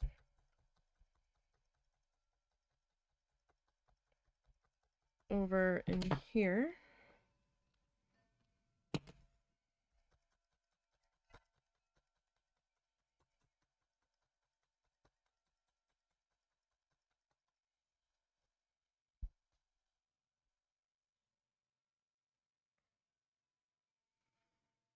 Alright. So I've just got this tiny little guy here. Probably just kind of pop him into here.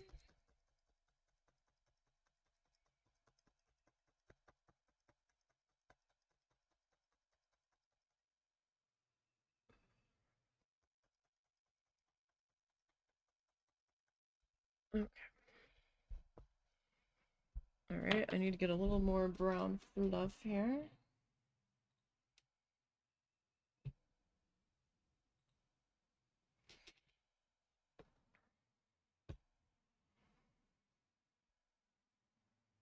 I mean, I could use this piece. Alright, so we'll kind of, I don't know how much of this is gonna be visible around our picture frame here, but we'll do what we can here.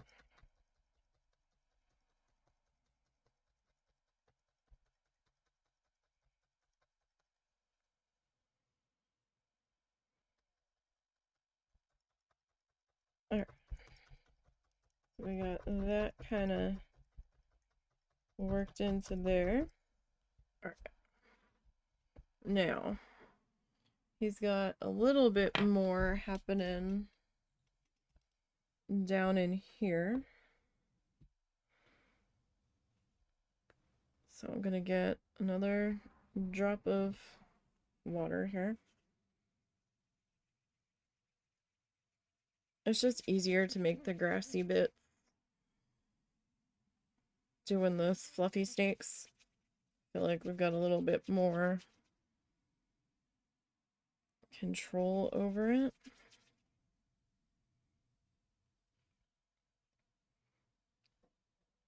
Alright, so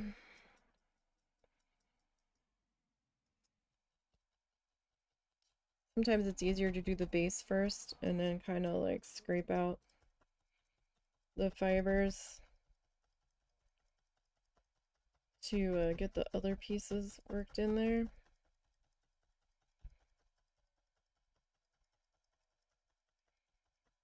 But again, a lot of this is going to get covered here, so it might not even really be all that visible.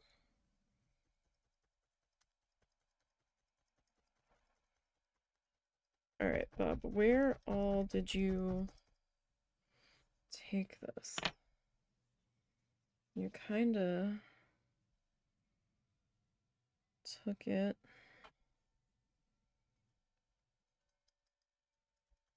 like down into here.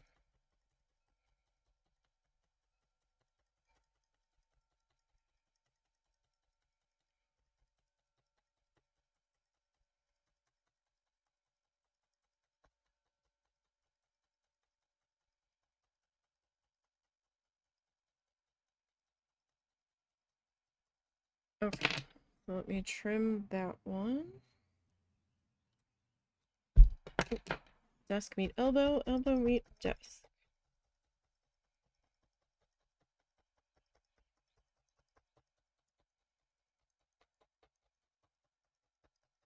Okay. gently. All right. He does end up putting like a tiny bit of fencing in there.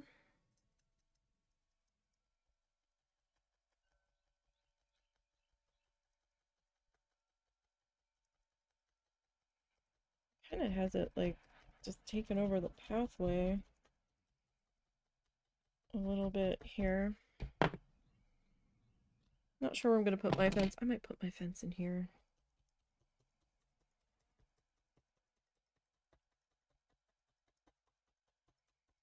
If we even end up doing the fence. We'll try to put the fence in there. It's gonna be a tight squeeze though, because like we've got that much that's gonna get chopped off, so alright. I'm gonna add a little bit more shrubbery on this side of the pathway.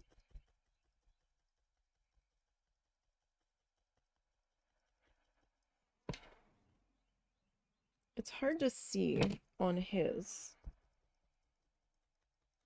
where exactly our little bits of darker grass are sitting.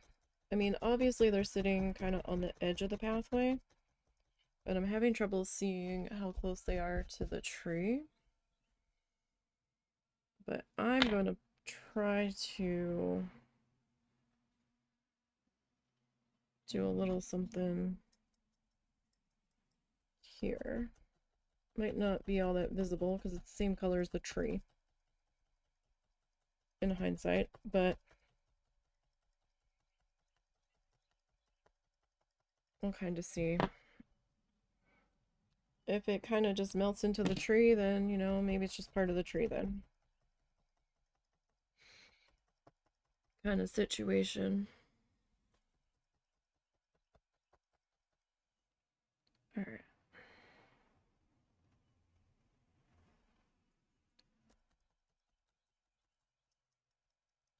So, we'll work a little bit of this on this side.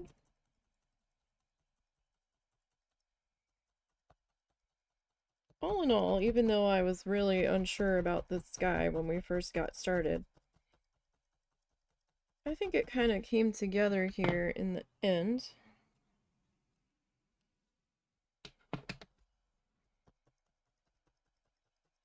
Not too shabby for using yarn instead of roving.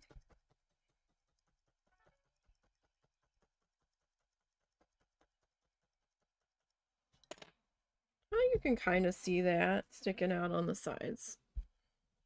I think it gets the point across pretty good there. Okay, so let's see about this fence here. Okay, so he's got his little shrubby guys here. And, oh, he's got it sticking up out of the grass. Okay.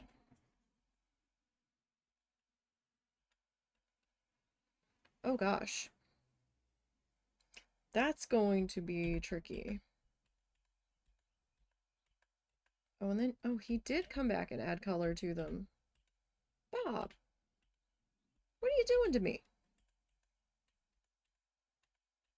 You did me dirty, Bob. I think he's just fussing to fill time, though. Alright, let me see. Okay, so we got sort of... Alright, I need a closer look at this. That doesn't really help me. That's probably as good as it's gonna get. I guess we'll do it in toffee, because that's gonna be really, really hard to, highlight. I think we'll just make it in toffee to begin with.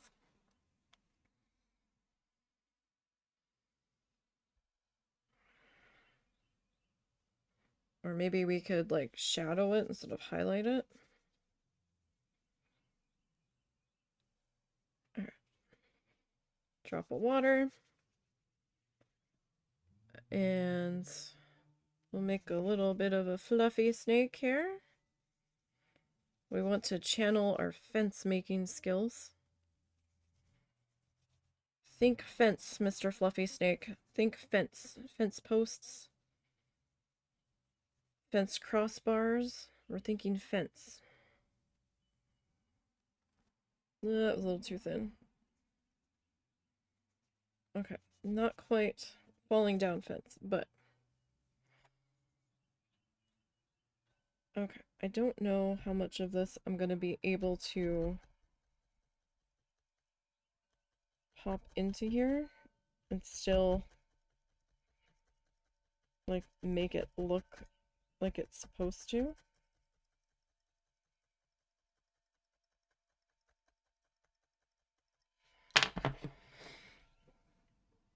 Because I think only the very top of it at this point is probably going to be visible.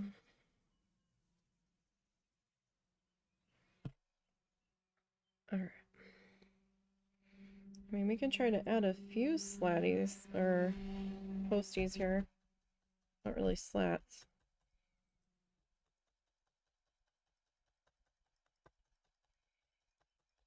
We can try to get a couple worked into here.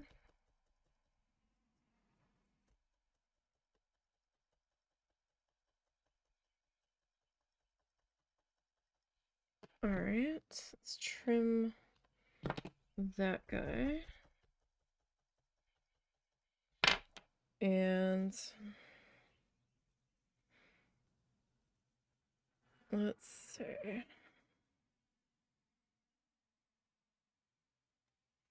Let me go to the other end of Fluffy Snake.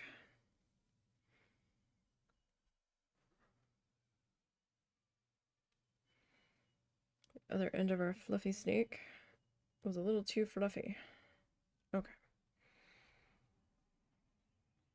So then maybe we do one more here.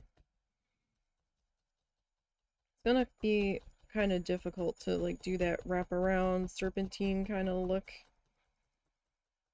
with the space that I have available. Especially when I think most of this is not gonna get in here. But maybe we can just see the top of it. That might be good enough.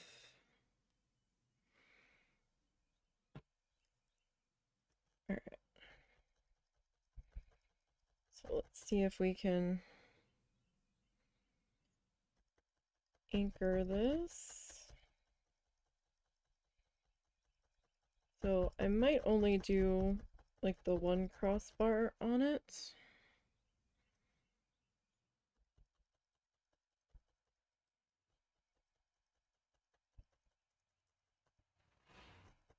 Because it's gonna get cut off.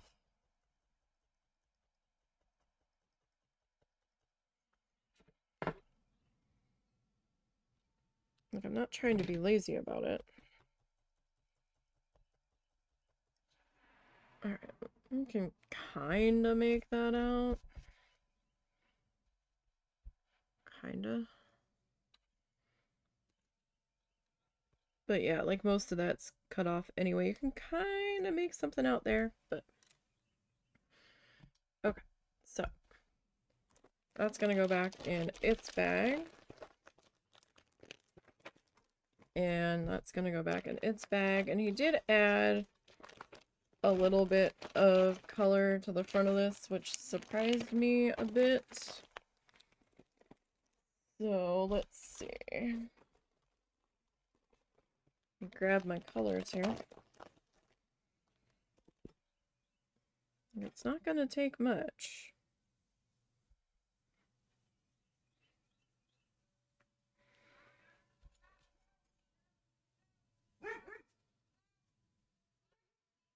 Your mom's screaming at the dog. I think she took off on her. And I don't know if I can chase her down right now. She's probably chasing my cats. Obviously yelling at her is not doing anything.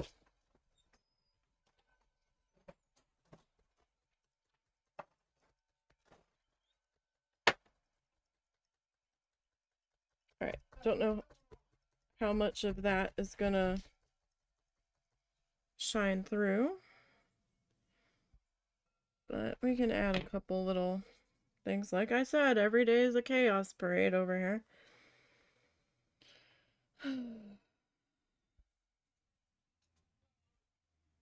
Give me strength to not have a nervous breakdown. Give me strength.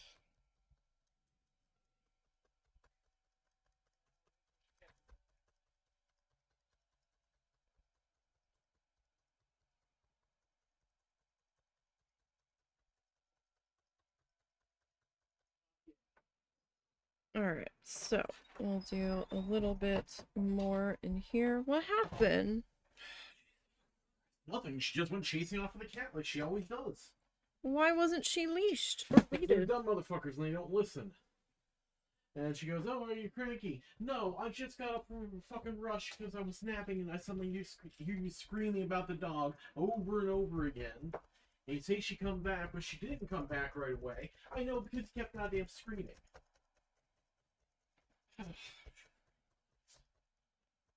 She's gonna end up chasing one of my cats into the street. We're catching one of the cats. What's going to happen now? Yeah, I don't know, because she looks at them like she's gonna, like, murder them the way she gets into pointer position. Well, we'll find out. My softness. They're outdoor cats. They're not technically my cats, but they hang around the house. We can't bring them inside because of the inside cats. Keep trying to slam into the window to get the outdoor cats, so I can't bring them in, but they've decided that they want to be here.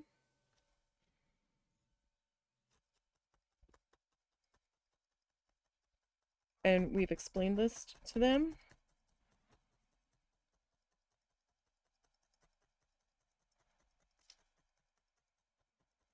And the cats love Zuzu and Snuffles. Like, they're always following them, they're headbutting them, well, Mimi is. And, you know, just having a grand old time with them. And they don't understand that they can't hang around that other dog. Oh no, they understand. But apparently, the mother-in-law and her sister seem to think it's a game and that we're not serious. That she keeps chasing the cats and... Oh, she comes back. No, no, she doesn't. We've witnessed it. Don't tell me that. I'm not that mentally screwed in the head. I can see it. Like, don't tell me what I just saw didn't happen.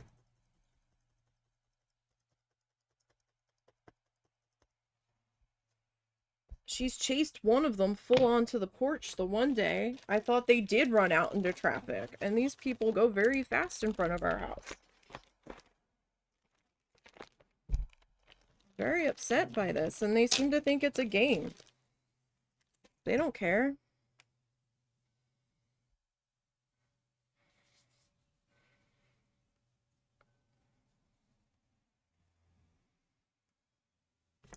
They think we're not serious. Or some shit.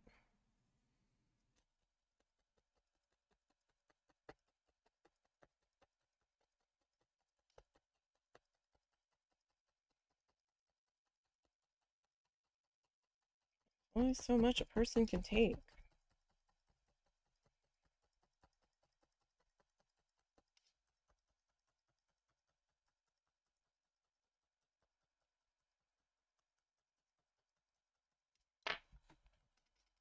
I'm just adding some little splashes of color in here.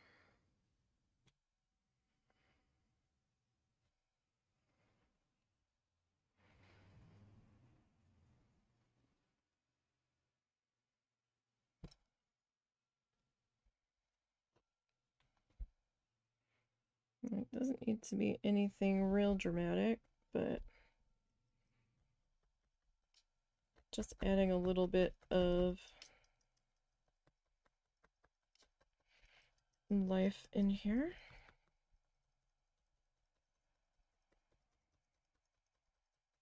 Like, I'm the type of person that when I get mad, people laugh, and I don't know why. They think it's funny when I'm mad. Like, they don't take me seriously when I get upset, and it's so irritating.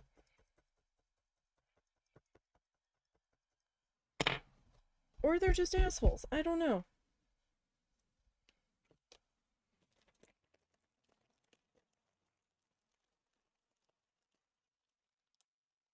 Either could be entirely possible. Alright. So, let me move our mat here. Get our finger protectors off.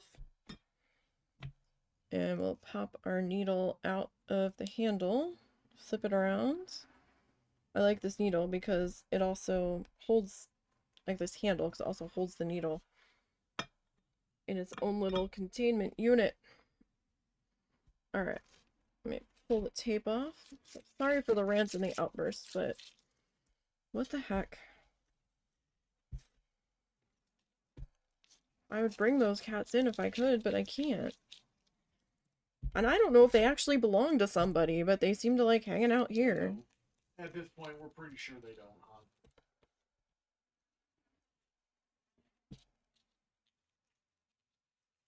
That's not so bad. Alright. Get a closer shot of that. Alright. So I'm going to trim off the obvious excess.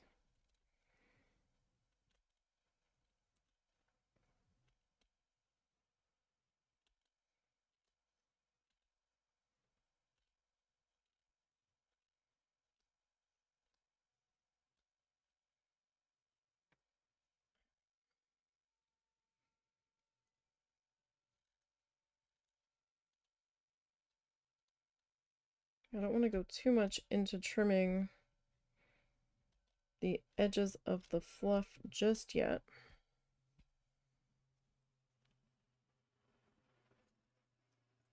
So I want to match it up to our piece first, but this will at least help get rid of that excess stuff. Alright. So, need to pick an edge here. Well, this is going to be a thick guy.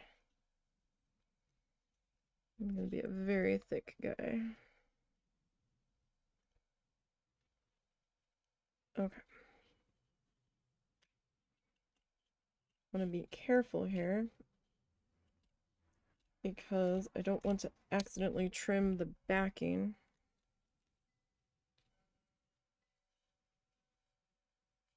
Which can happen because this is pretty thin wood.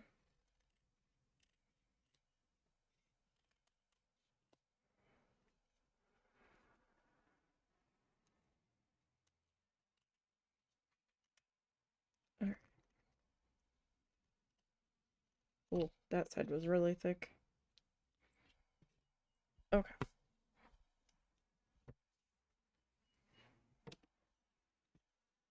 Alright.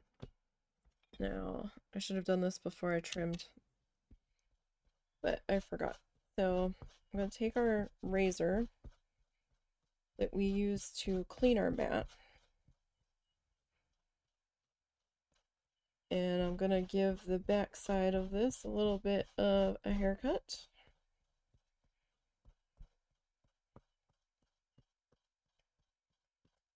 Just so it's not quite so much fluff hanging out back here. We need this to sit as flat as we can. It's still woven into the front, so we should be okay in that respect.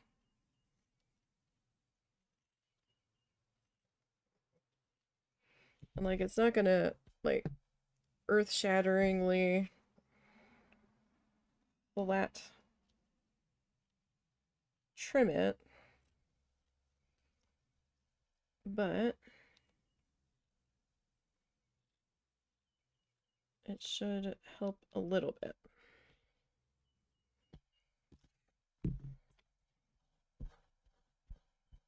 Without doing too much damage. I think I'm gonna need to get a new razor soon. I have to go to Dollar Tree, pick up some more.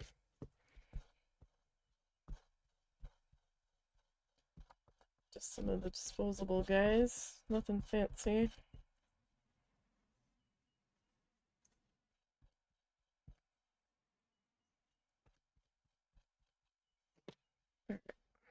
And if that's just not doing it enough for you,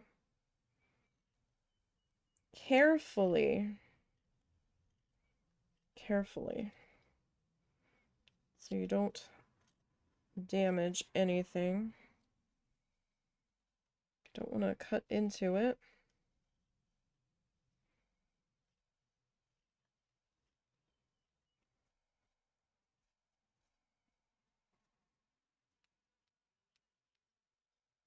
Okay. And there's our little guy, cut down to 3 by 3. Not too bad. Can kind of get the point across of what's supposed to be happening there. Let me throw that in the trash. Put our lid back there. Okay, so this guy we're gonna sit off to the side for the moment. And we're gonna pop out our paint. I am going to grab the glue gun. And we're gonna plug that guy in to start heating up here. Alright, Nisey, the glue gun is plugged in. It is hot now. Think of it as hot. Okay. It's hot now. Okay. So, I'm gonna get all of our pieces here. Let me make sure I have everybody. 1, 2, 3, 4, 5, 6, 7, 8. Okay. So we are using, I'm gonna have to get more of this paint too. We've been using a lot of this color. Deco Art Americana. We're using dark chocolate.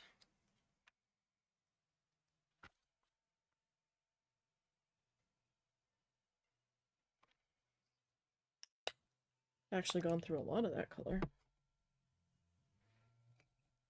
Let's see. Who do we want to be our... this guy. Alright. So it's just... oh, hold on. Alright, so I usually find both sides.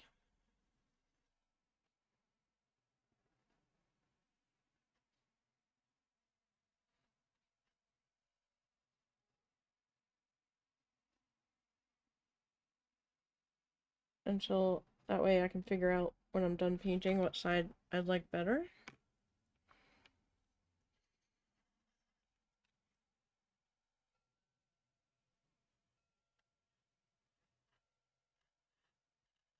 The flamingo footprint, even though it's really badly done.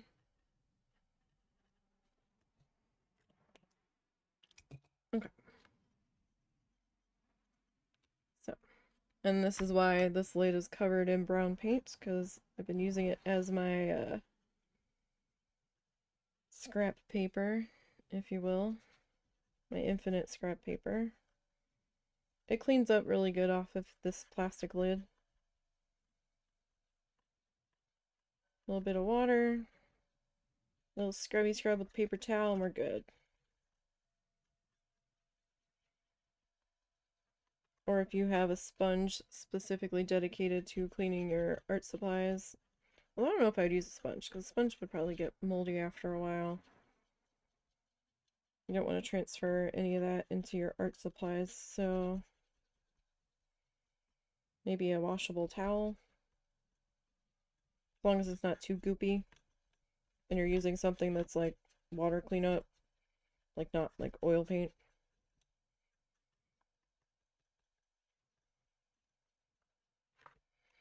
So I used to gesso this, and I should probably take the gesso off of the supply list, but gesso is kind of optional. I've actually found that I kind of like the wood grain showing through, and this particular wood that I got this time is not terribly thirsty wood. So like some unfinished wood can just be so thirsty that you put a coat on and walk away and come back and it's like just melted into the wood where it doesn't look like you did anything. I've had that happen on some small unfinished wood pieces and I was like, what is this madness?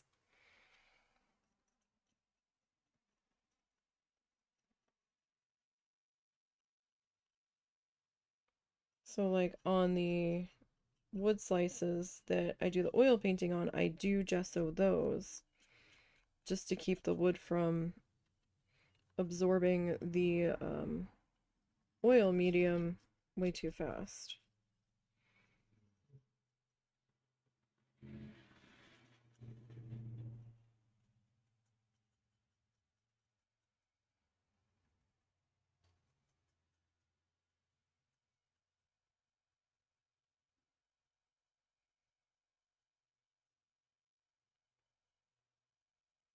Alright, so we will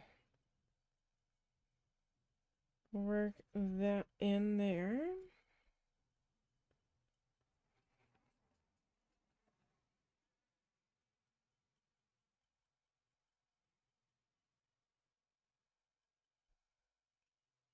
Alright, but yeah, that's got like a real nice shade to it, even though it says it's dark chocolate. Oh, I just put my fingers in the wet paint. Um, it doesn't dry super dark. I mean, if we had enough layers on it, it probably would be like that, but one coat's kind of more like milk chocolate, honestly, in my personal opinion. Like one coat kind of feels like a melted Hershey bar.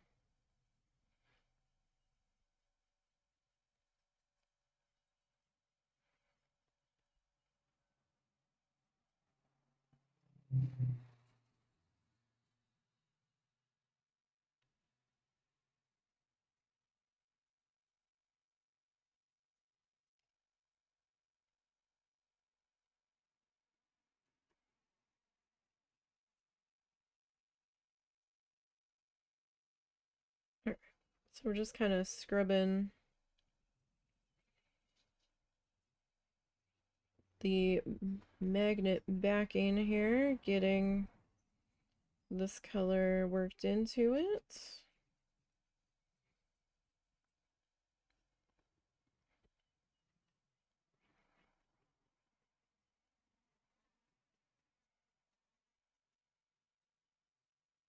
Now I'm holding it because the other side's wet. I could put it down. That's how we get this mess here. That's from us doing the edges of our frame.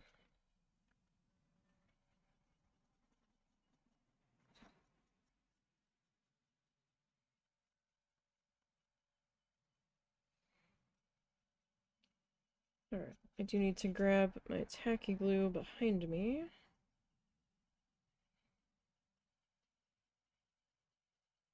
Oh, and I need to get the X-Acto knife. I always forget to grab that. I grabbed everything else, but the tacky glue... At least the tacky glue's in the same room with me now. I don't have to venture halfway across to the house for it.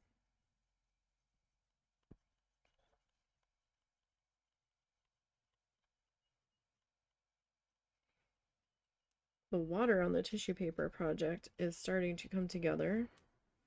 Can't wait till I can start editing that, although I'll probably be like 2 videos in and I'll be like, oh my god, I don't want to edit this anymore.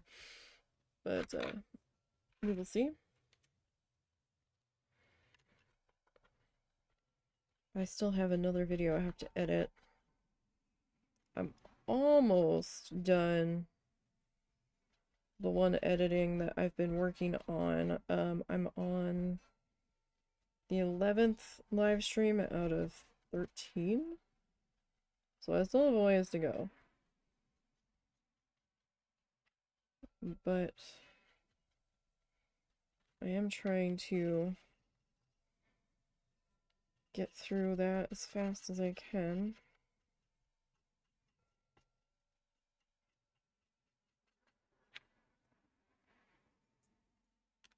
But it can take me an entire day to get through like an hour and a half of video. Just because of how I'm doing it and how I want the cuts done. And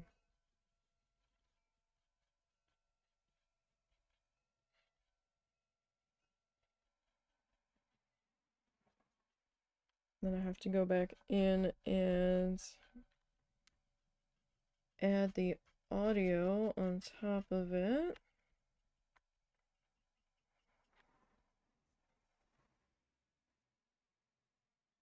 Alright, one down. Okay.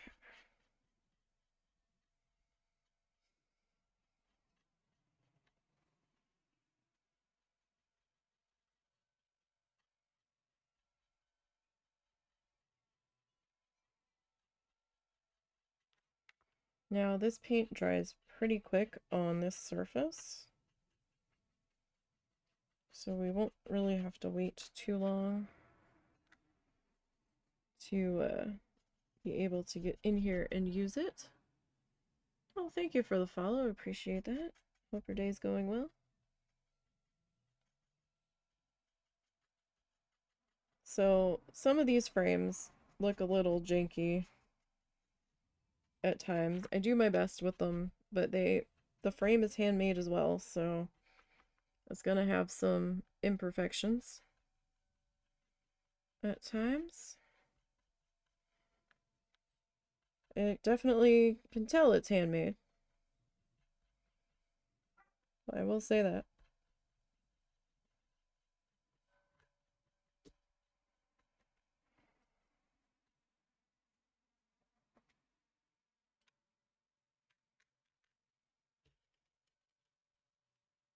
Alright.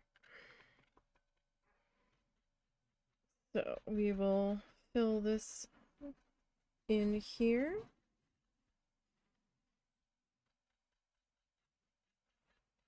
As best as we can. Now I'm gonna use some tacky glue to start to hold everything together.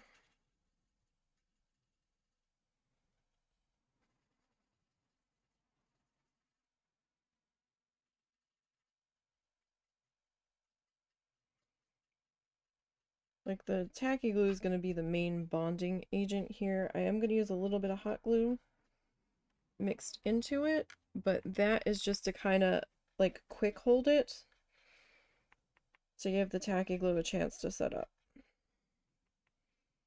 And so far, that method has been working pretty well. The other frames are still all fully intact.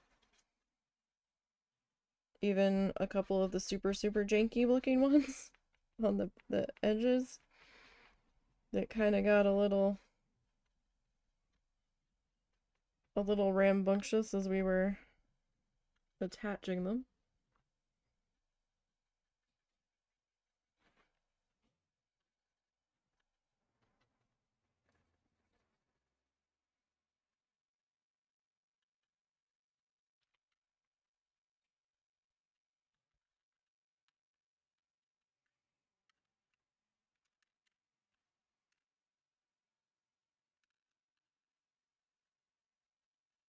All right.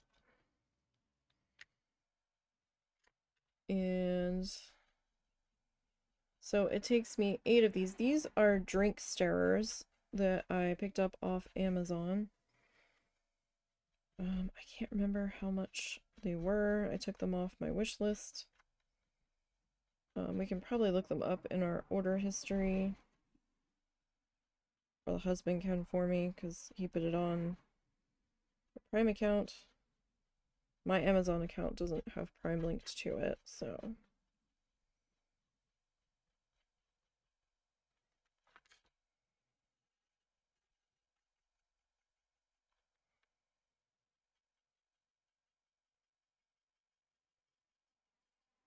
Alright.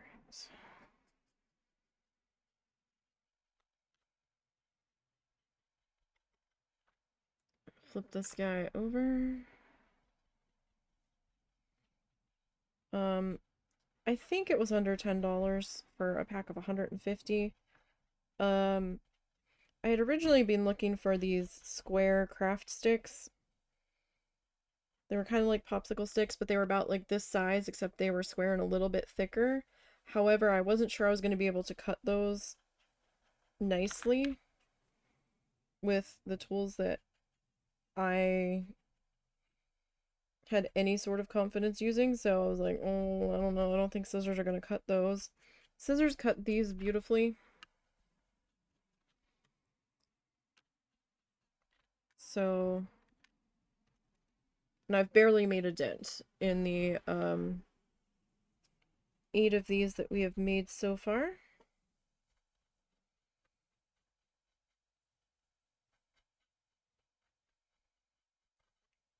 Barely made a dent.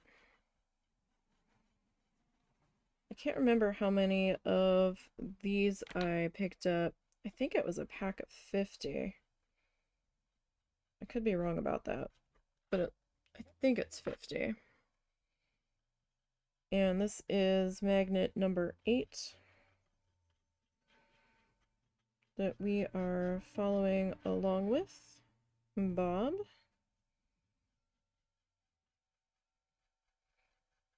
So when we get done this season, I'm probably just gonna bounce back to season, we're working on season, what is it, 31? Yeah, I'll probably bounce back to 30, because I started at the end, and we're gonna work our way forward, or backward, excuse me.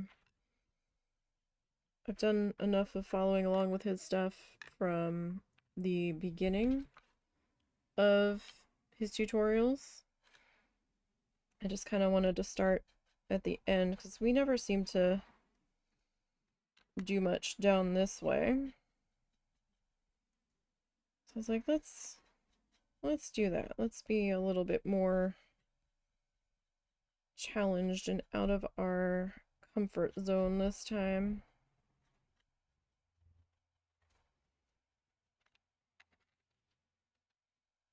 Now, really, any craft paint or like little tiny craft stains or whatever would be fine with this. I mean, you could even go with a color instead of like this like brown wood color. You could go with something a little more complementary or contrasty to your piece. When we were doing the 8x10 pieces, and I was doing the dowel rod at the top and the bottom to kind of hang it from, I was kind of picking a color that was in the piece. So if you wanted your frame to be a little more colorful, that's also something else you can do as well.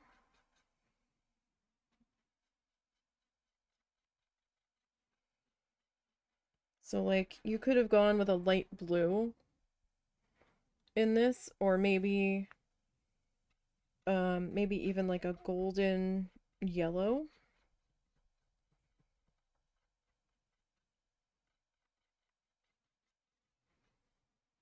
Or maybe a rich burgundy. That would make it a little bit darker. But I mean, you can pick whatever color you want for your frame.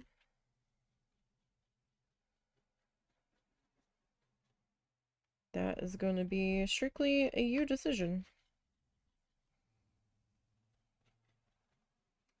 We just kind of went with the brown.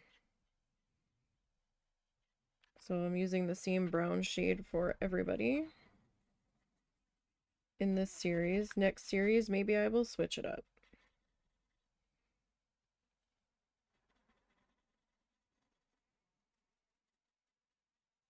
And make them a little more colorful. We'll see. But I did it this way because it's like, this way it looks like a little bit more of a tiny little mini painting for your fridge or wherever you want to put it. Wherever that's metal, that's magnetic that you can stick it onto.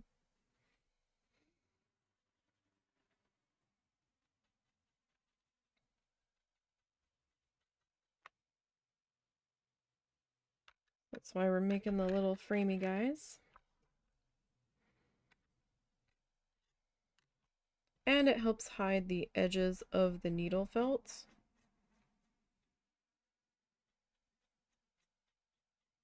I'm hoping that this is thick enough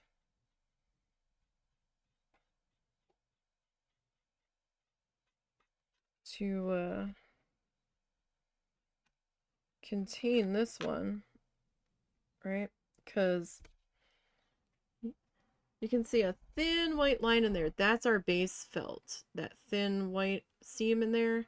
The rest of it is the fluff that we attached to it. So they do pick up a little bit of thickness. That's why we shaved down the back a little bit.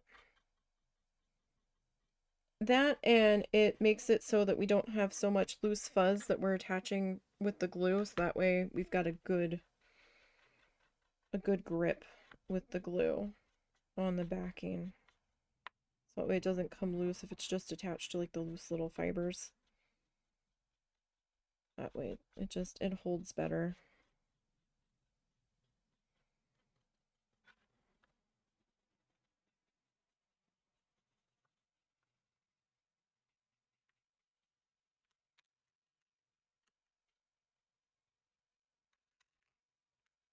Okay.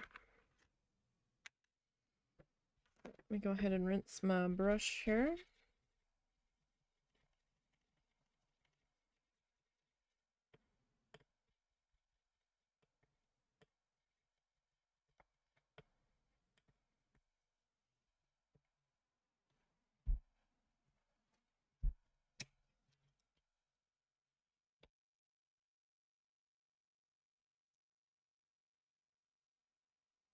Oh, I've got some paint all caked up in there.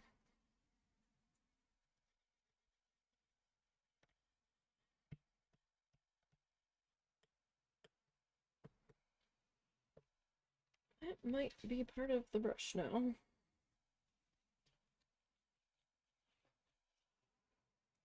At least for this moment.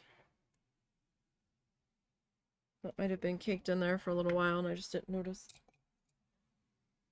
Alright, we're just gonna have to deal with the fact that I've got paint on my fingers. Sorry, guys. Okay. Now, let me grab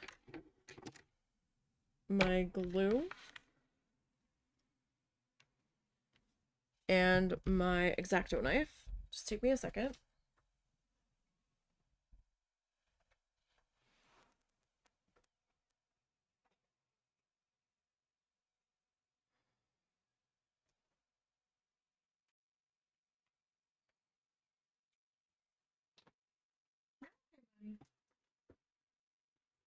You're alright. I'm nowhere near you.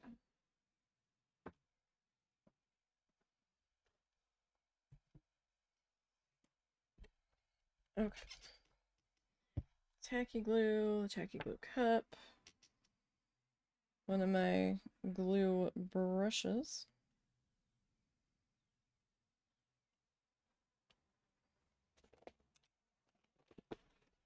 Get into the tool bag here.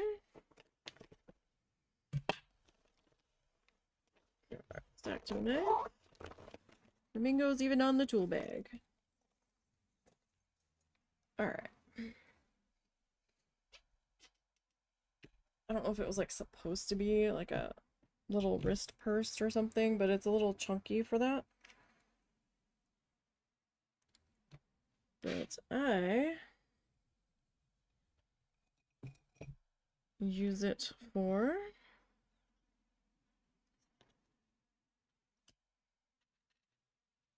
My arty tools.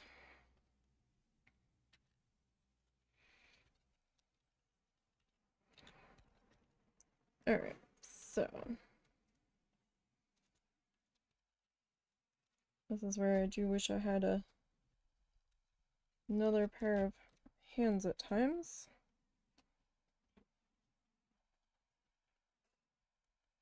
You okay? Yeah. You need help Um, or is it something I can't really help with?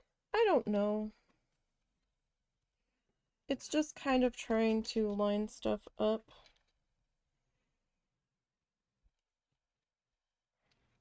Oh, maybe if I push it up against there, that'll hold it. Kind of.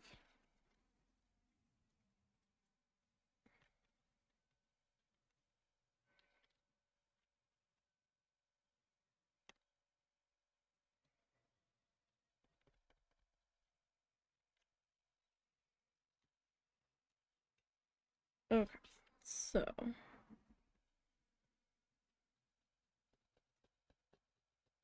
like it's not a true 3 inches by the time I get everybody else situated in here on all sides, so that's why I have trouble at times trying to get this like measured up here.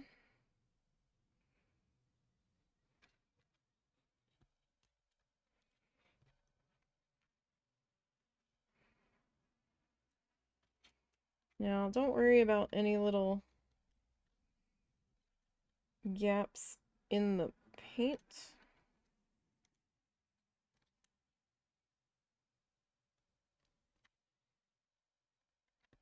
because I'm gonna come back in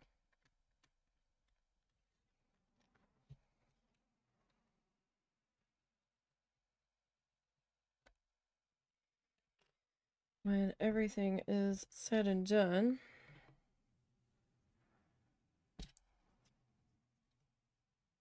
And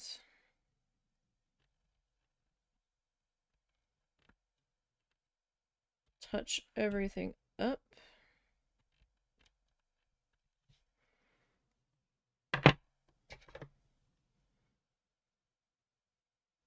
Now, there are times when these little bits that I'm cutting off go flying. So, if that's going to be a problem for you, you might want to like stick it inside a Ziploc bag and snip it in there so if it goes flying, it stays contained in the bag. And I suggest a bag because then you can still move your hands in there and it's a little bit flexible.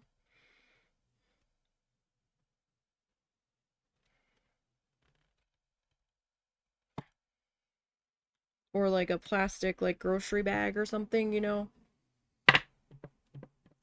Doesn't necessarily have to be specifically a Ziploc bag, but you get what I mean. Something that can help contain. Trying to do it very carefully and very slowly so I don't have it go flying too much, and that cut too short. Which is what I was afraid of.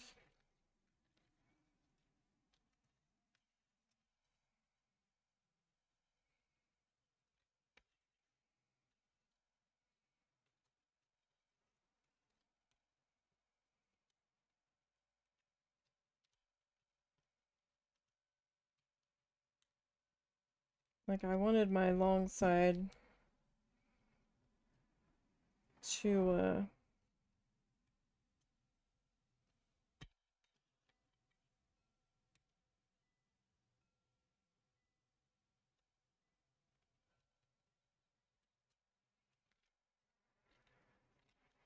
wanted my long side to be the top. Okay. But it looks like it is preferring to do it this way.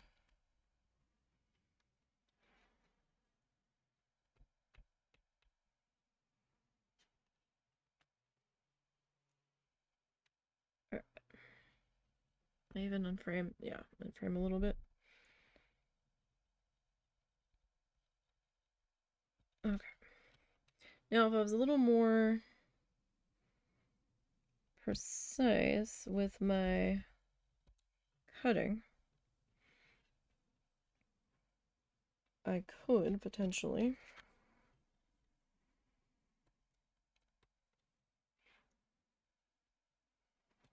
get more than one cut out of a stick, but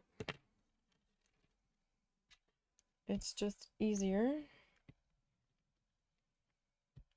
to do it this way.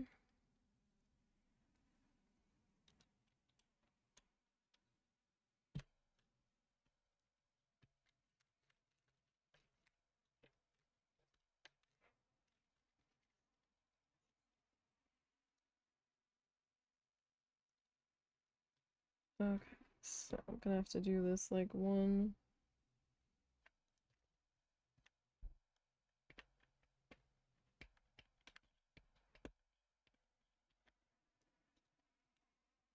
Piece at like a time here.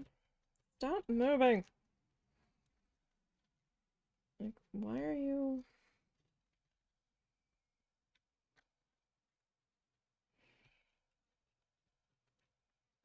being all wiggly here?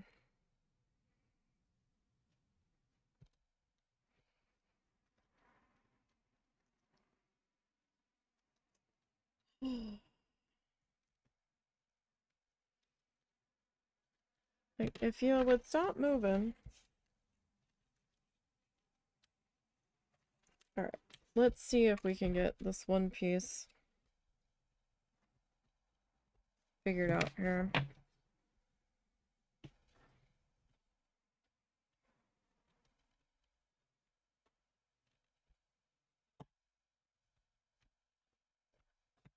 Alright, so there's one slice there. So I'm not actually cutting it with the X-Acto knife, I'm just kind of scoring it.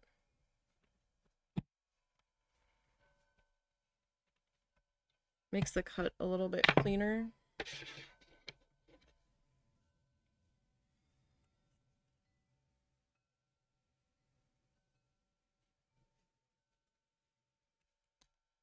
Oh.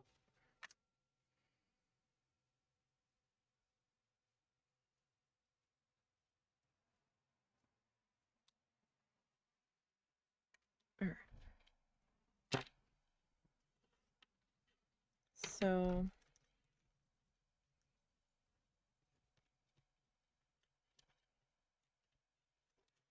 why can't my hands function today? Oh my god. I'm like getting mad.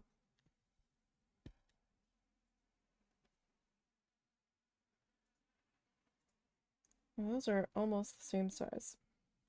One side ends up being a little bit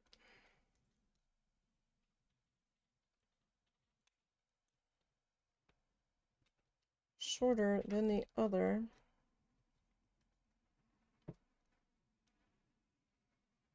At times.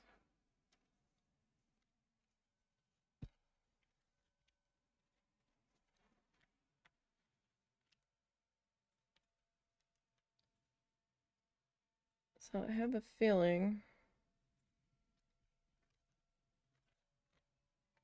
that my bottom piece is going to end up being slightly short, so I might have to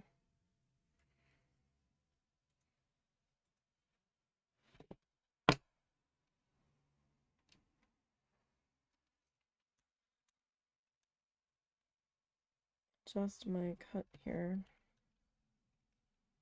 accordingly.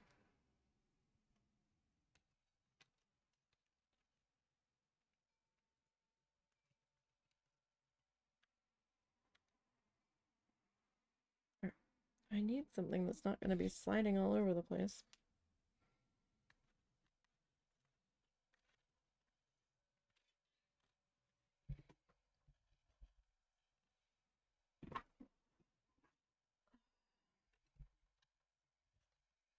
Guess we're just going to have to do it this way.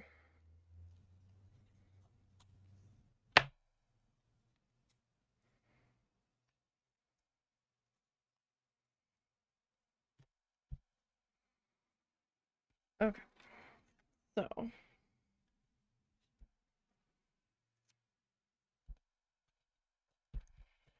Stop moving.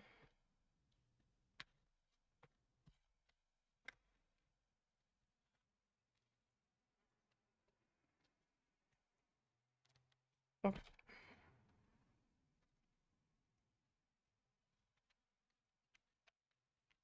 So yeah, this guy's a little short. That's not cool.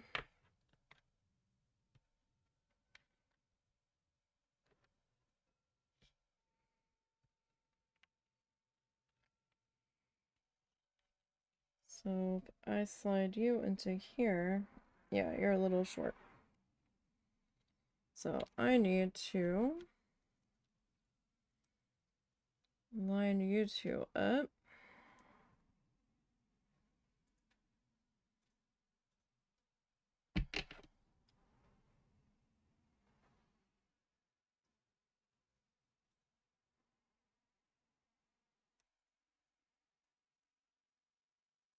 Am I actually cutting the top one too? Alright. So those two are kind of the same size now. So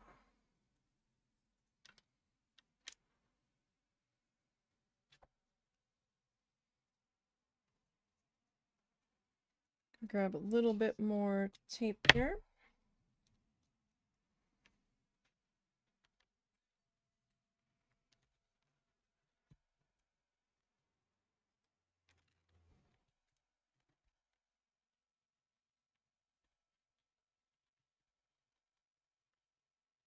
It's not quite into position. Alright, so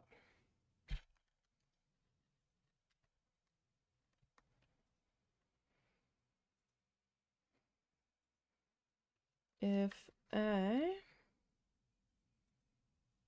of course you're not going to be quite in the position I want you to be in. So if you were,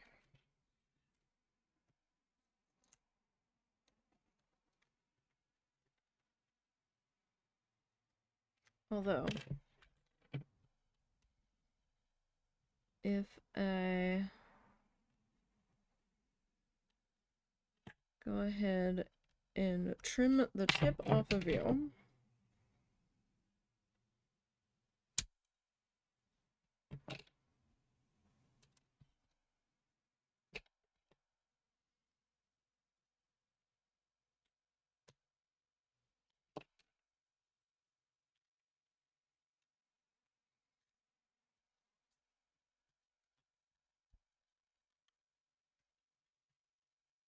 Okay. So that there.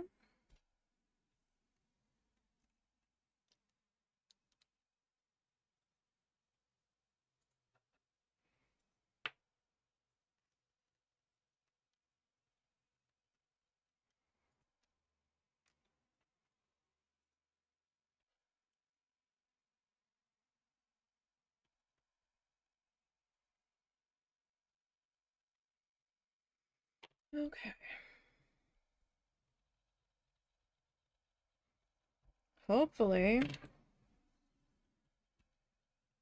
Yeah, that's a little shorter. Okay.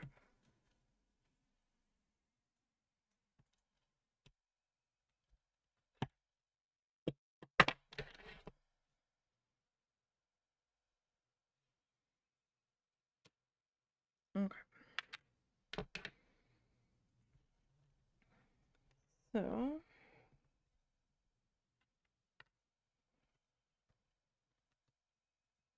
it might be about as good as I'm gonna get it. Alright.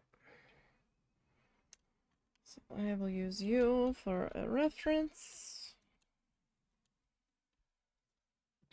As best as we can get you.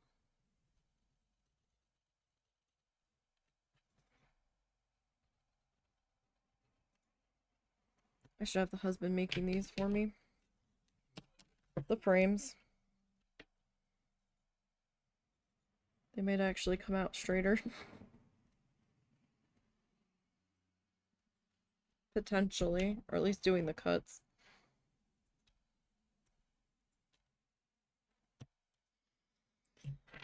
Alright.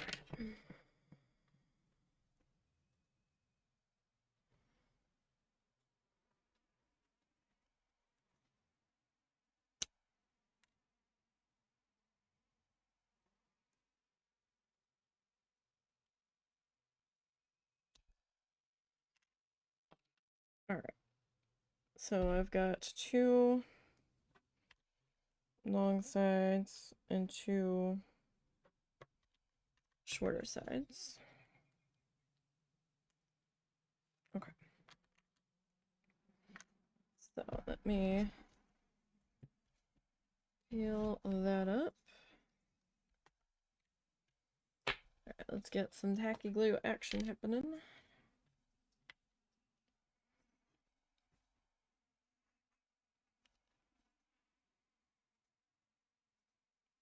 I feel like I'm blowing through a lot more of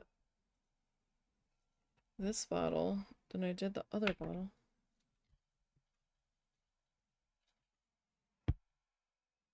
Okay.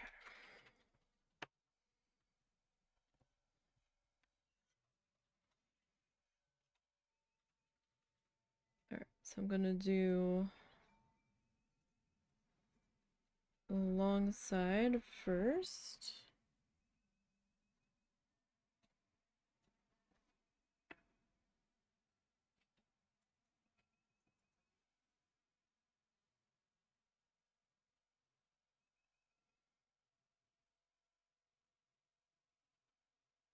Or at least this long side first. Go ahead and rinse the glue out.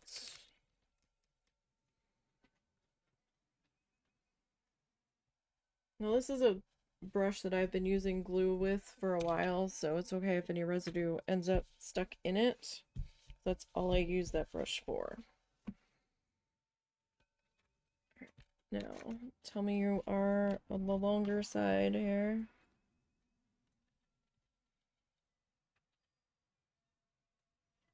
Yes.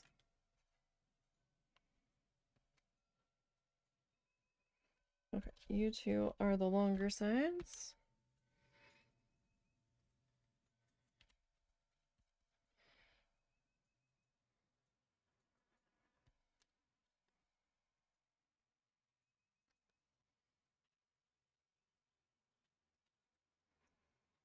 Alright.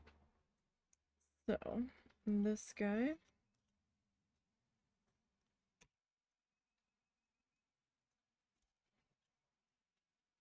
Probably should have done the smaller side first, now that I'm looking at it. So I know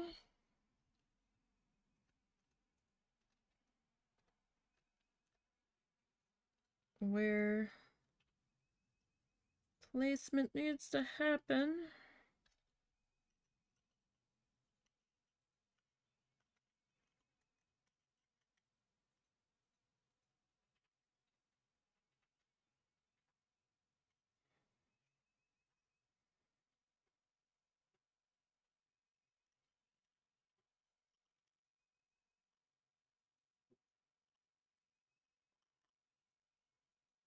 So I might need to use a little bit of the hot glue to kind of fudge a corner.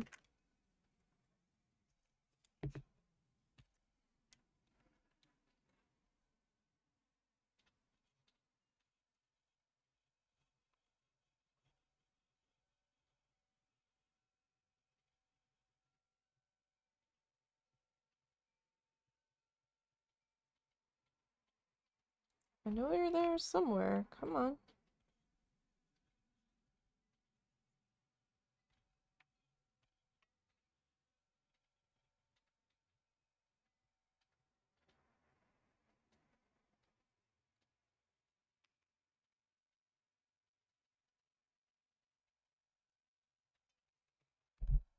Okay.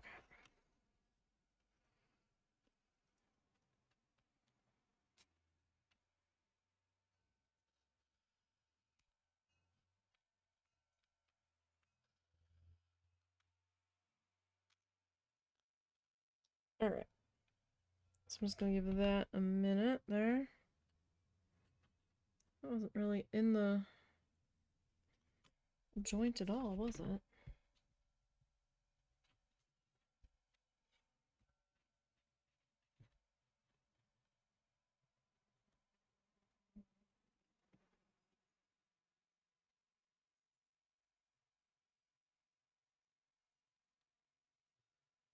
So I'm just trying to get the thinnest little amount here possible.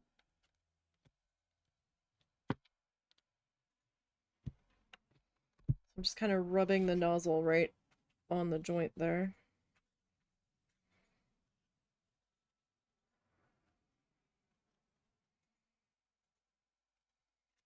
Okay.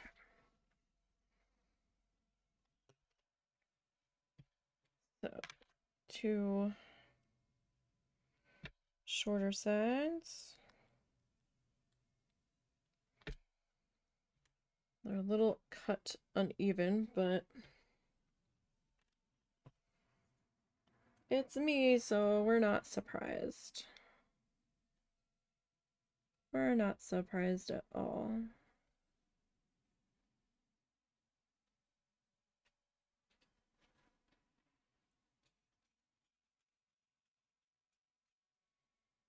So I'm going to try to keep the glue seepage to a minimum, but there's going to be a little bit that happens, which is why at the very end I do a quick touch up of all of the corners and the back and everything, because I mean you'll have a little bit of seepage and overflow, and also to paint over any corners that I had to improvise with hot glue. Wrong side.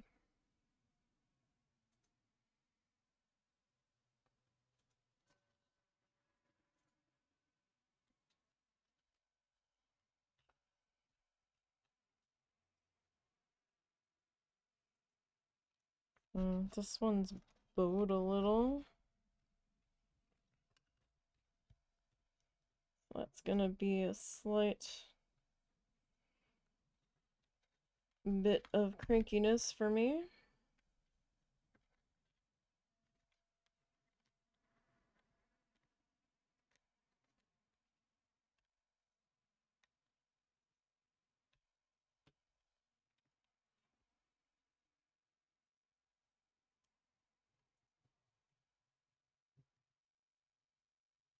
So I know my hand is on the trigger. I'm barely pulling it.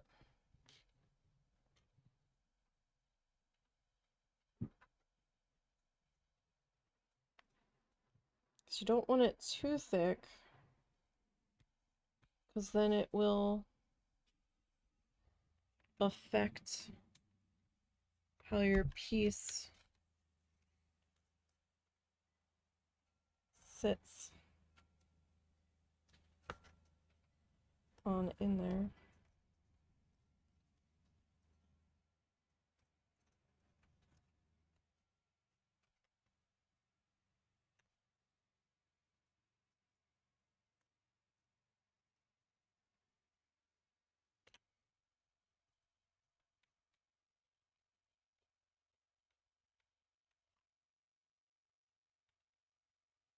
Well, this one is being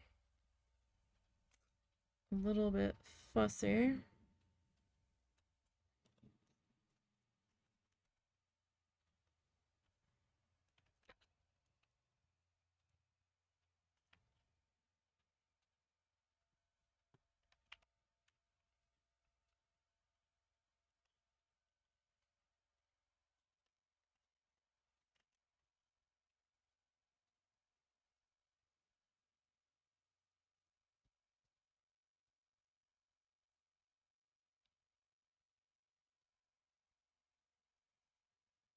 I'm just kind of rubbing the nozzle because the nozzle's hot.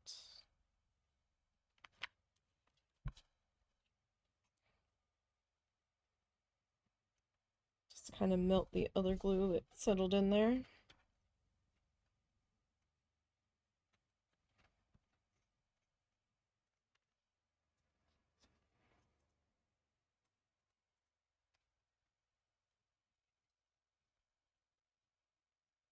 That one kind of misplaced there.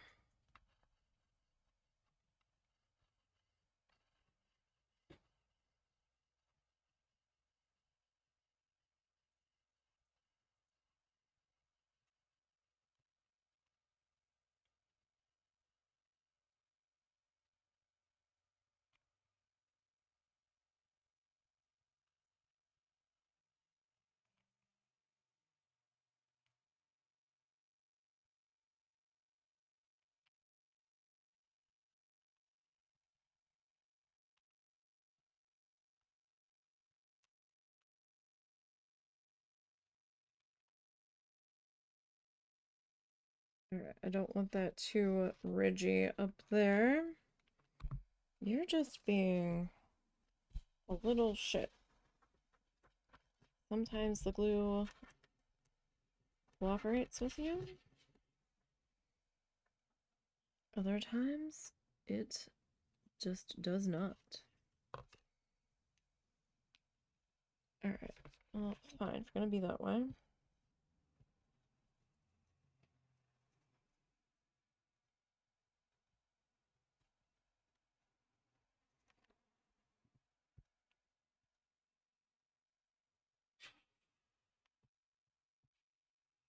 Slightly my fault. I didn't realize that it was bowing outward.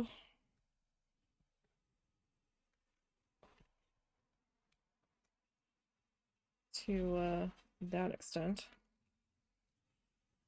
So the hot glue is paintable. Or, you know, if you have any like wood filler laying around, you can totally use that too.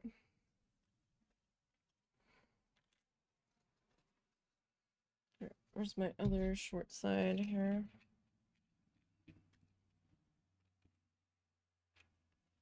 Okay, so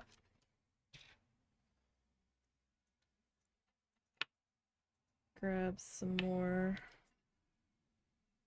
of our tacky glue.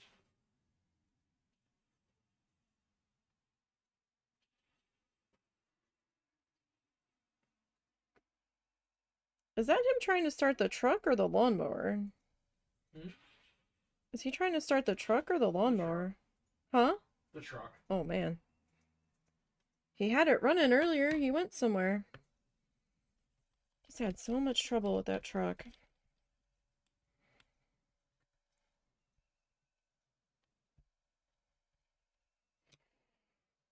Okay. Let me set that off to the side.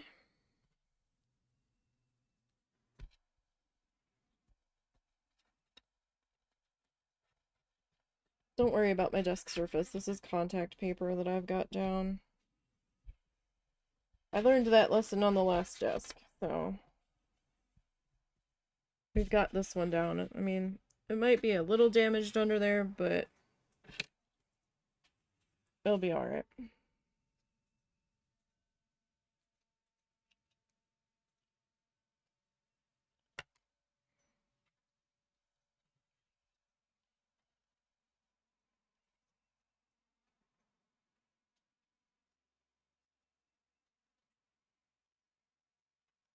It will be okay.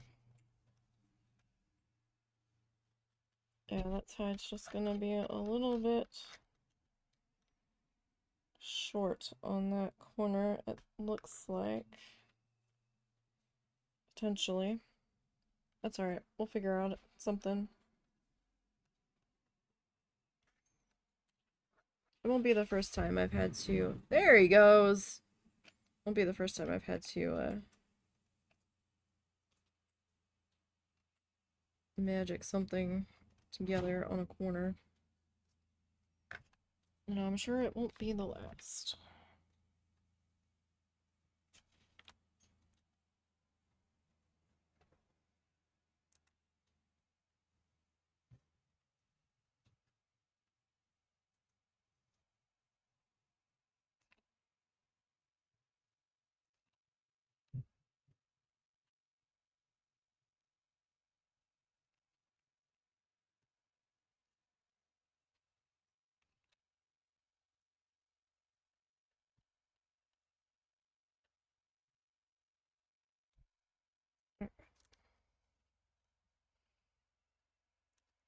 So we'll just give that a minute to set up here. Still not sure what I'm going to do with this back side here.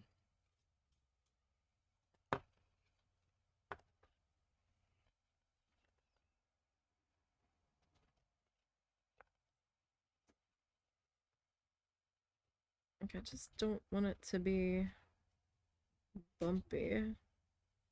If I can get it to be a little bit smoother,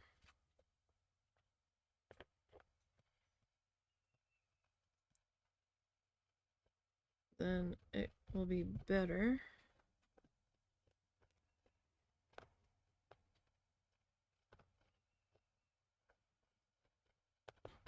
Okay.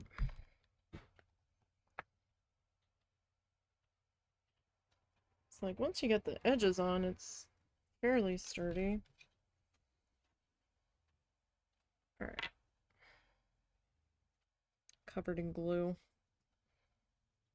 Glue strings and tacky glue.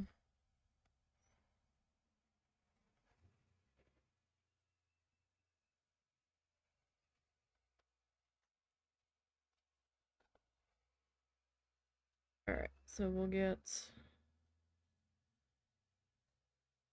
this worked into here.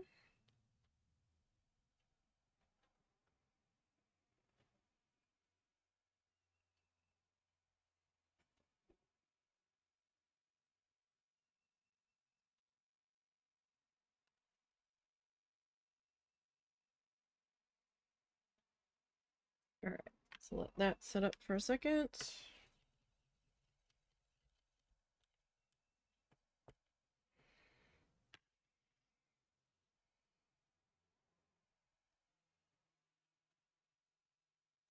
Okay.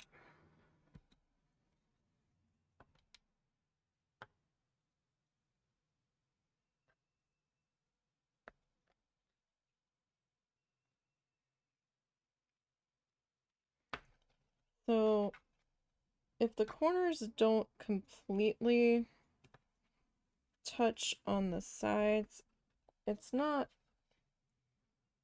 like completely the end of the world.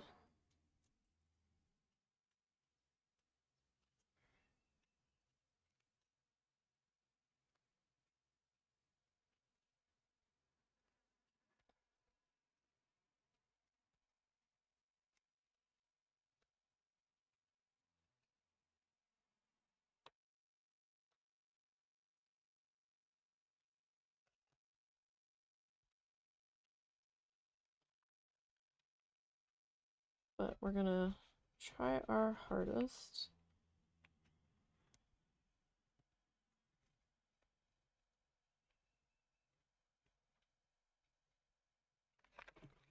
A lot shorter.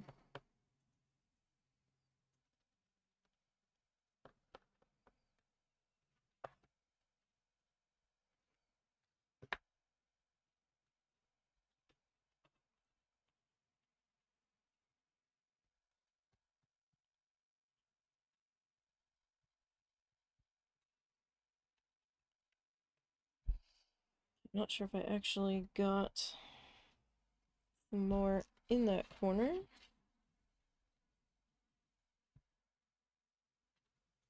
We may or may not have. This corner, though, there's not much I can do about that corner.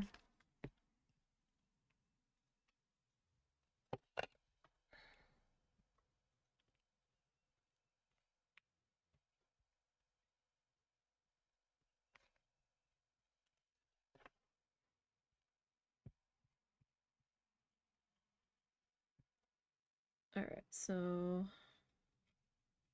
you can kind of clean up that corner a little bit. Alright.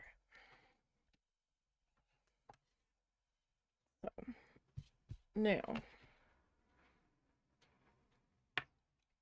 gonna grab our bit of tacky glue that we still have in here. And we're just gonna kind of lather it all in here.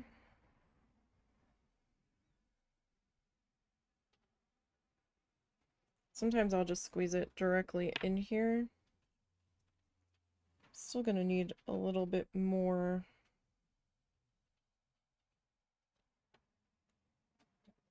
for our remaining parts of our frame. Frame's not done yet.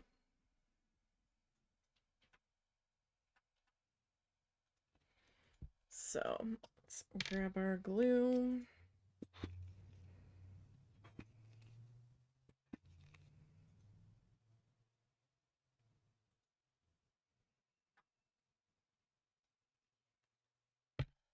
Give that a good amount.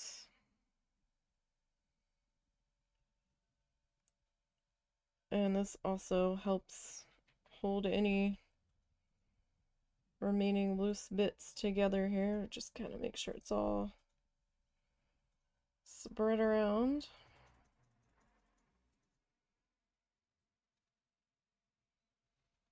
Make sure that you've got a good coverage. Like, you don't want a sea of it, because then it's gonna like go everywhere. But, you know, a good spread out coating.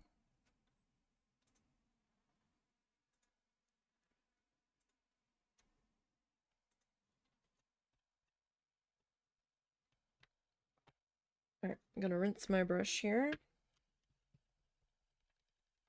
You've got a little bit more dry time on the tacky glue than you do the hot glue. But you also don't want it to sit forever. It is gonna dry. Just drying off my glue brush so it's good to go for the next bit. Okay. This might be a little thick.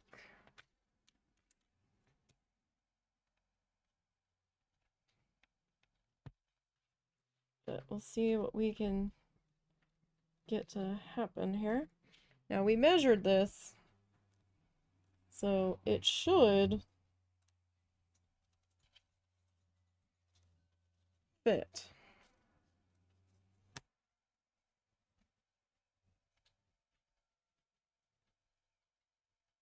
But it was kind of thick, so I've got one of our little scrap bits here. And I'm just kind of like tucking in the edges here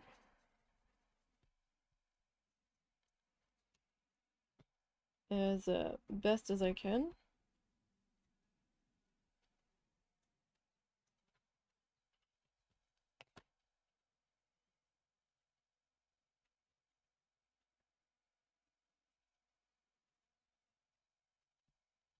Oh, my ear just popped. Alright, so I'm just making sure that we are all good and pressed into the glue. Make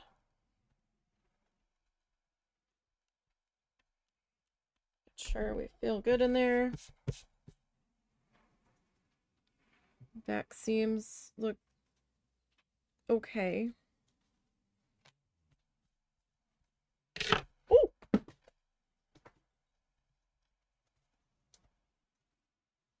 It tried to stab me.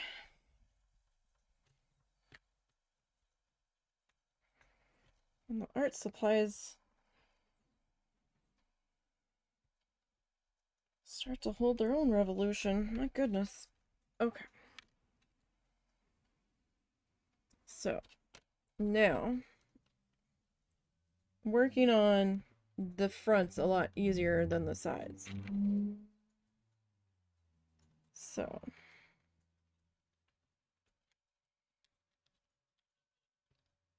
I'm going to line that up.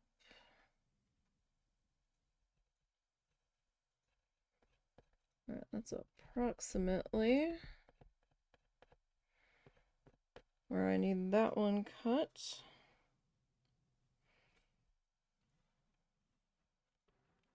Approximately.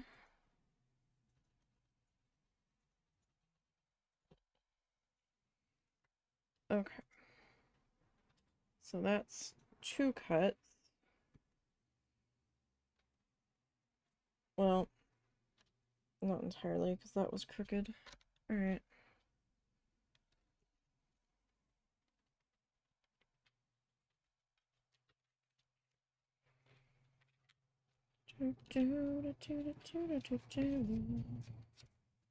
Alright. So this guy needs to be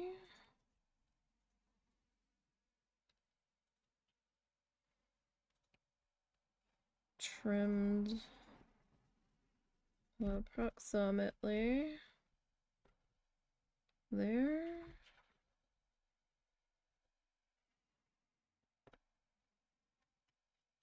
And there. Okay.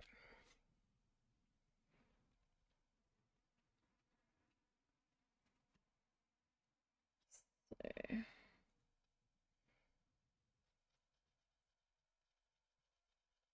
That's going to be approximately right there.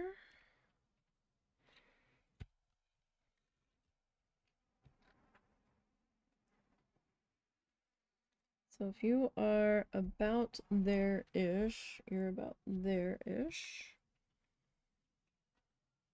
You're about there.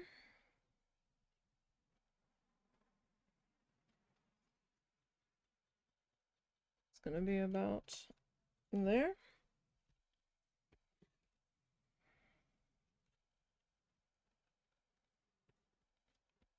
Okay, those two are pretty close to one another. Alright, so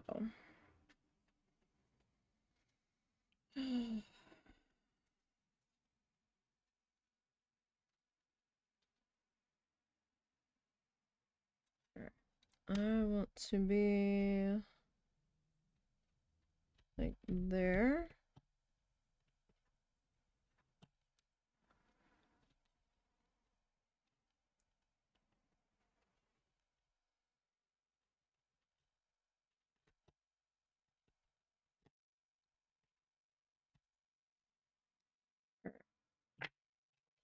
Let's see.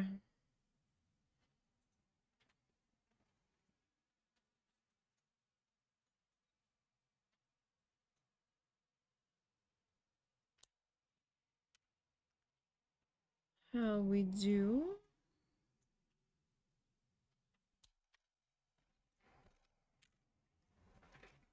So that was in a cross piece. Okay.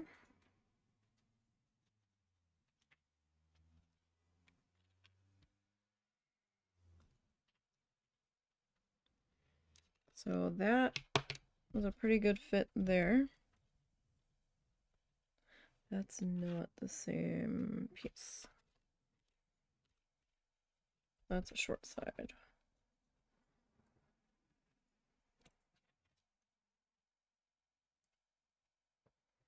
Okay.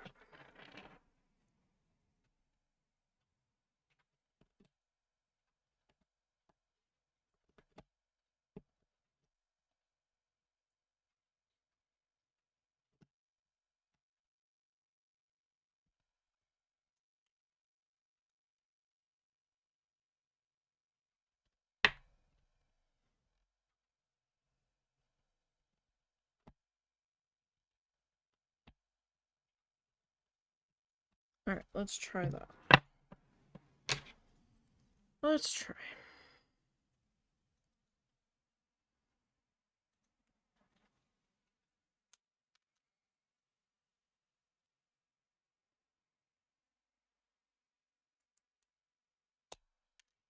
Okay. So if I set you about there and you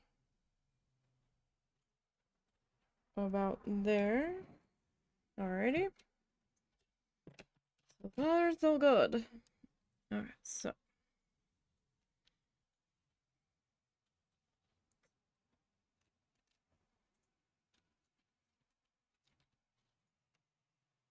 Let you double check my measure moves here.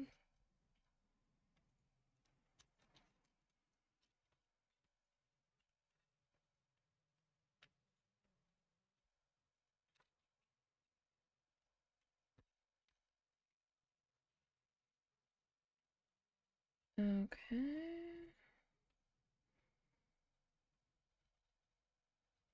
So, right about there. Okay. See how this goes.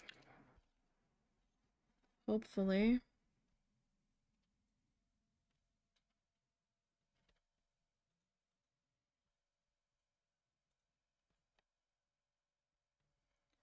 Hopefully.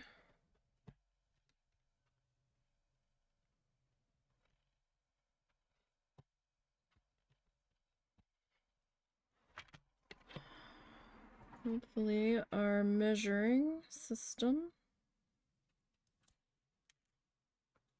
doesn't betray us.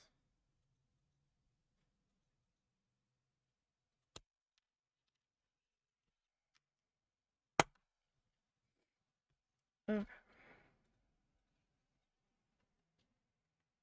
So you're gonna go there approximately. You are gonna sit there. Oh no, you're the wrong size.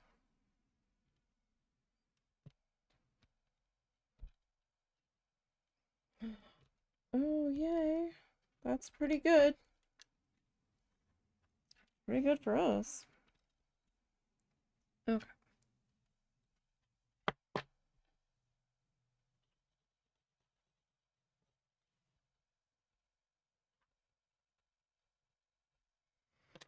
Alright.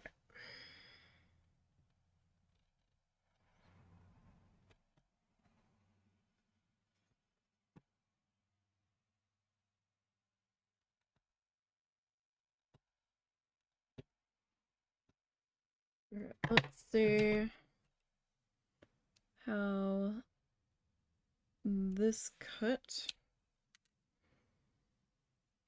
I'm like flinching when I'm cutting this because I'm expecting it to go flipping. Okay. So if you are sitting about there.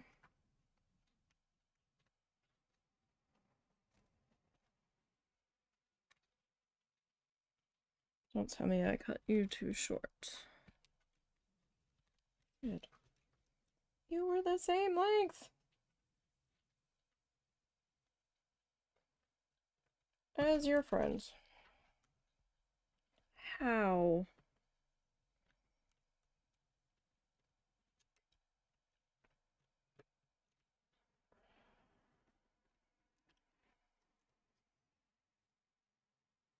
Like, the other guy's gonna fit in there pretty good. Alright. It's just gonna be difficult today. It's the only way it knows how to be, I guess. Alright, so this I'm doing with the tacky glue.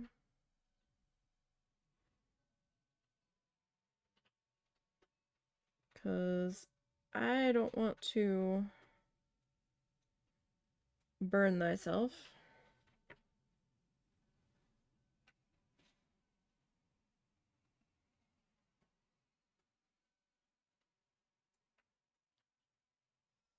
So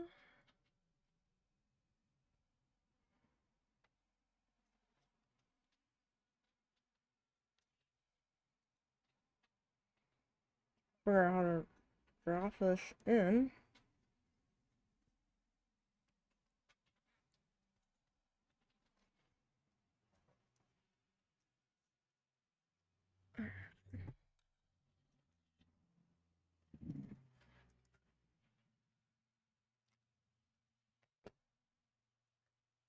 Alright, I need some of my binder clips here.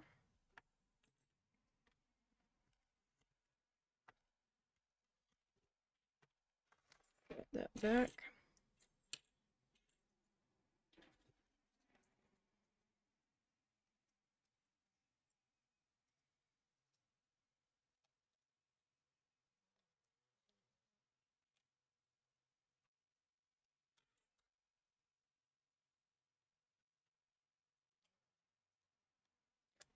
So those are just my mini binder clips. They work great as clamps sometimes in a pinch,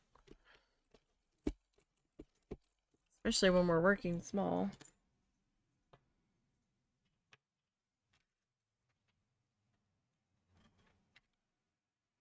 This guy.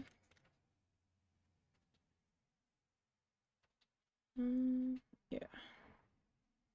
Doesn't matter if the paint job's not that great, because we're going to touch it up. Or if it got a little disheveled.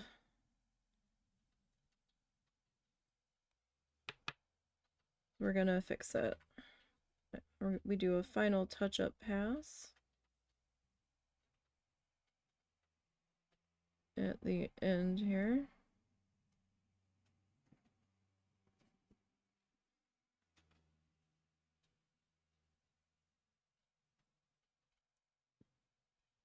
Gosh, I can't even get the glue on this piece I'm missing.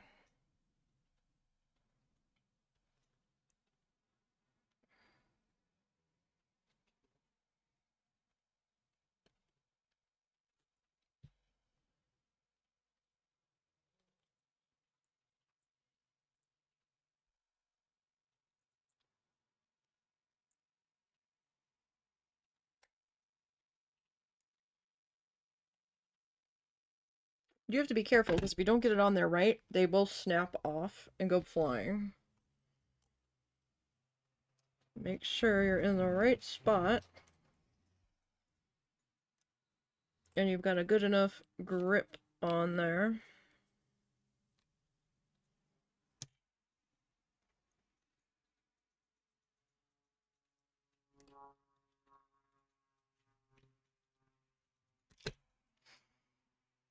You don't have to leave those on for like a super long amount of time, just enough time for the glue to get a grip.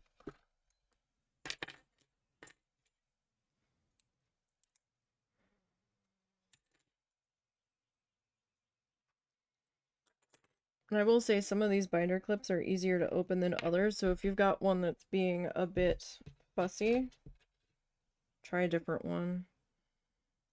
So I'm just using mini binder clips, because that's what I've got. So it's holding up my bags of fluff on my yarn wall.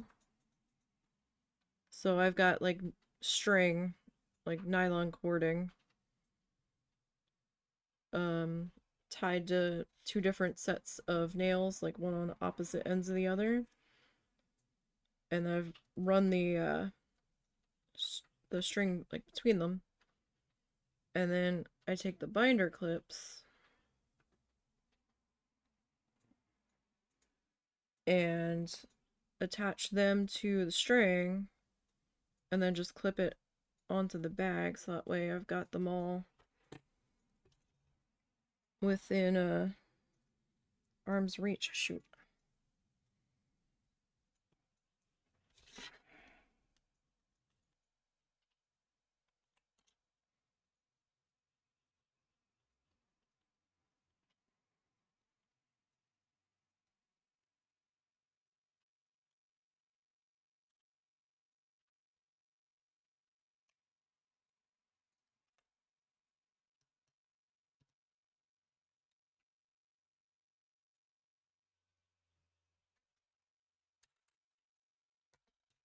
I try to do 3 on each side just so we get a good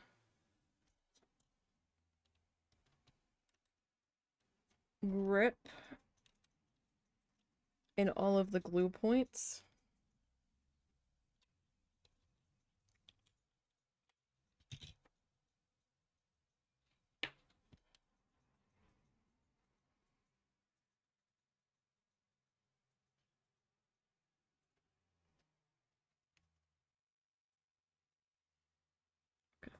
Little glue skin stuck to my finger.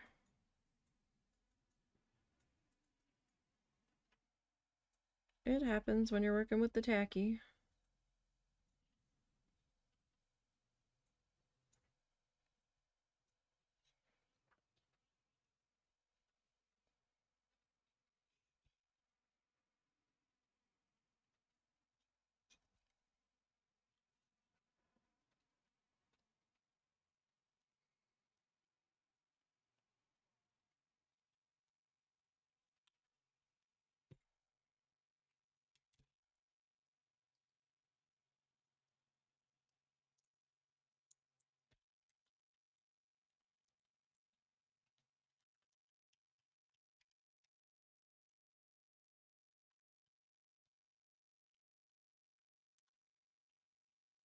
Just fit.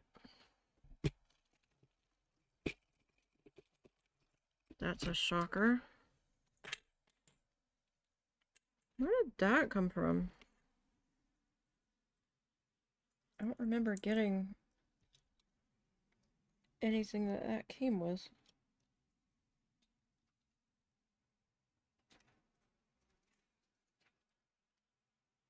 Alright, so it's gonna take a minute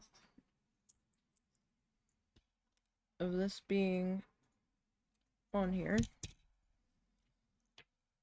before I'm gonna be ready to pull that off. This is not my water. Plunge that in there. I thought it was my water cup. Alright. So we're gonna rinse the glue out of our glue brush here.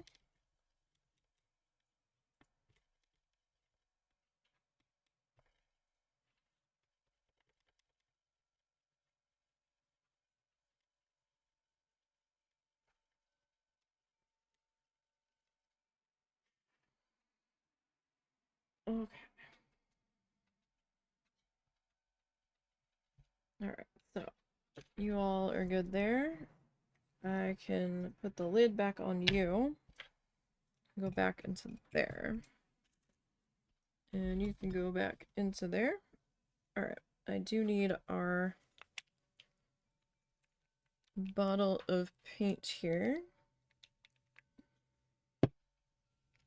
Okay. So we haven't added the magnet yet.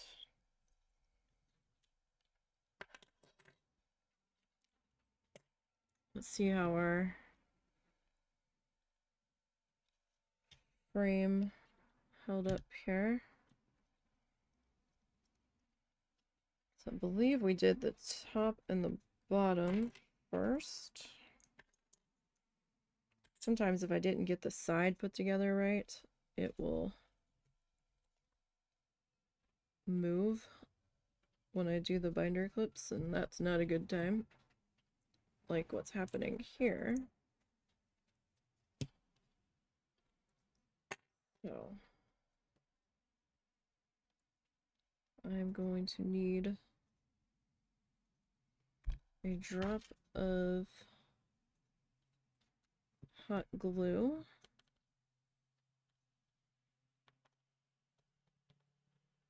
See if we can get that to take hold. That's that one corner that's been fussy this whole time, I think.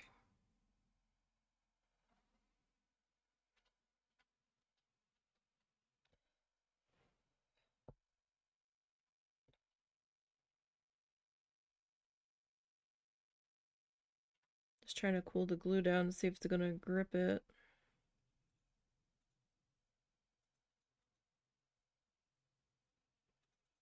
Are you actually gonna hold that this time?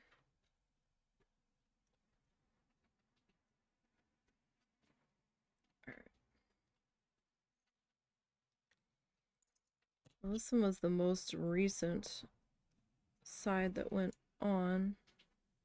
Alright, so that could have been slid in place a little bit better, but all in all, that wasn't so bad.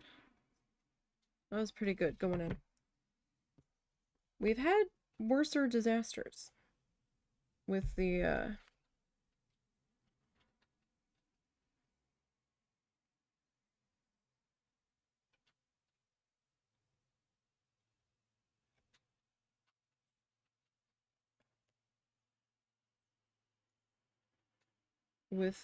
frames. So this one's actually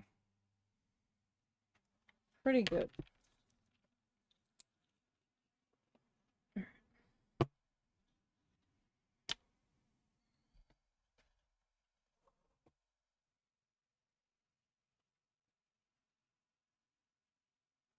Okay.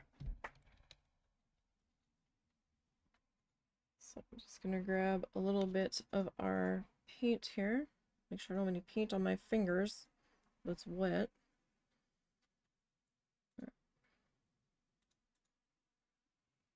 And just gonna clean up any place that needed some touching up here.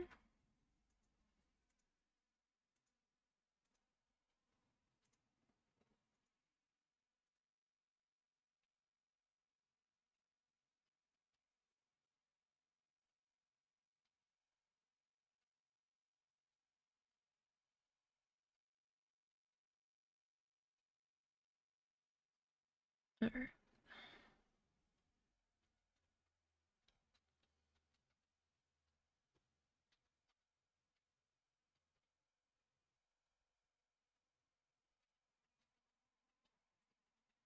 So we'll get this worked into there. Just along that edge where it was a little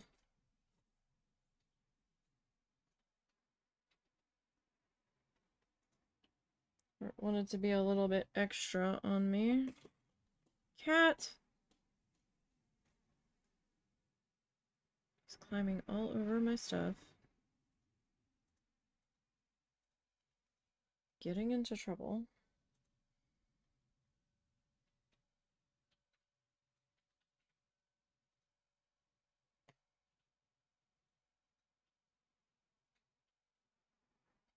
Getting into all sorts of trouble. Alright, so we're just touching up our frames here.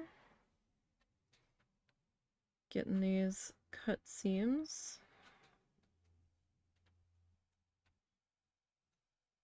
And any leftover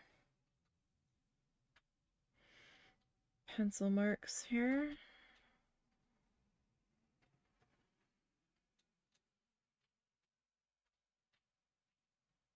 I just want to be a little bit careful that we don't accidentally get any paint on our piece.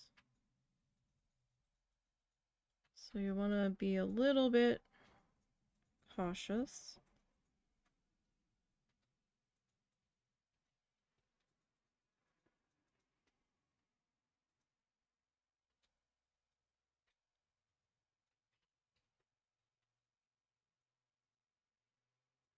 Especially when you're getting close to the edge.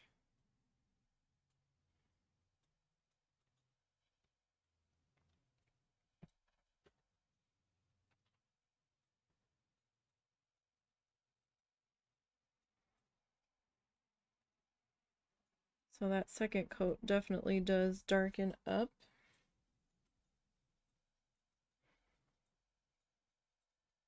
So I just want to kind of feather that up a little bit more.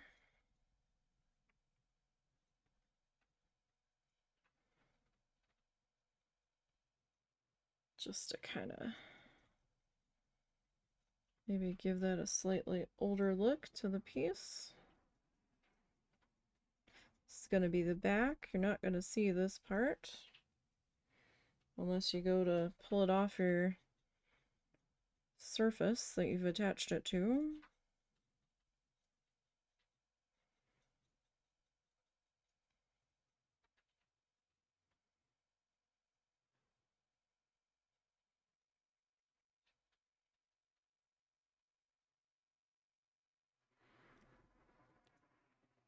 So I haven't finished going over the front edges just yet. I saw this backside was being a little strange, so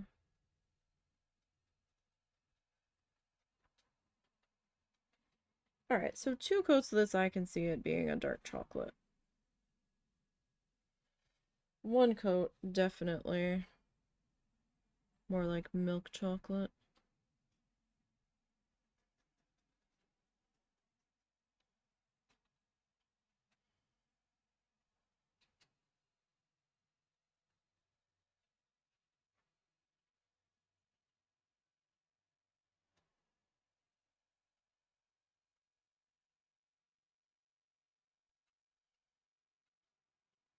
So I might end up doing the whole back again, like the entirety of it here.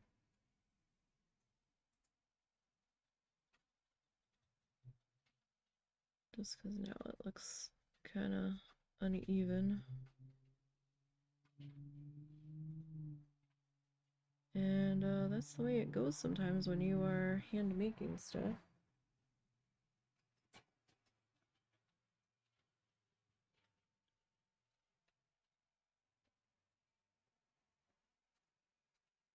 From start to finish here.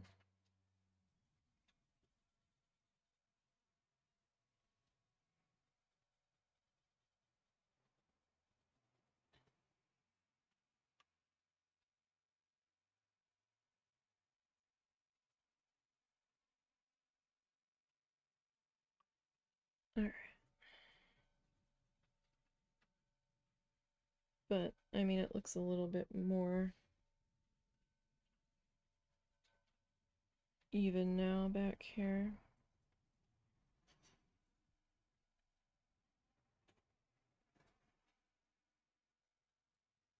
So,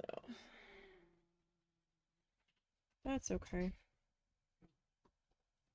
We'll get this worked into here.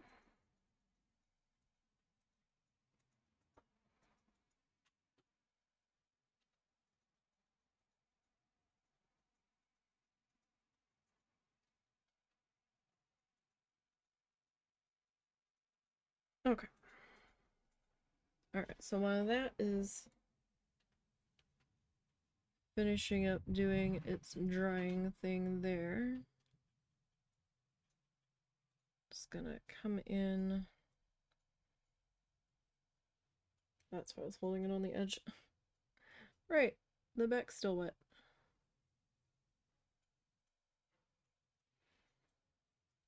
Alright.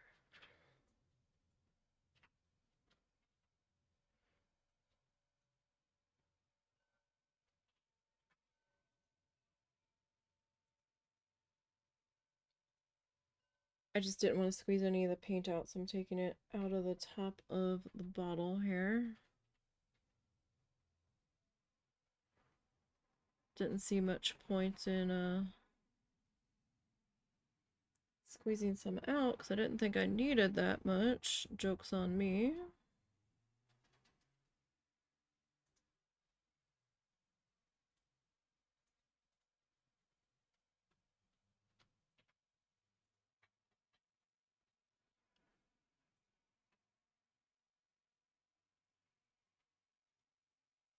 Alright, so we're just gonna be super careful. Again, that we don't get any paint on the very front.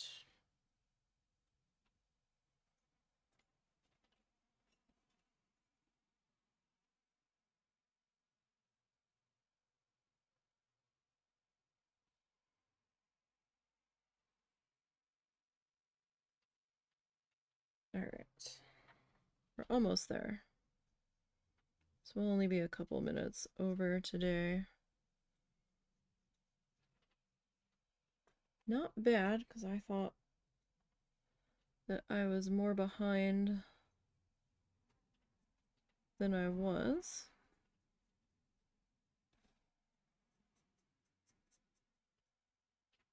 Alright.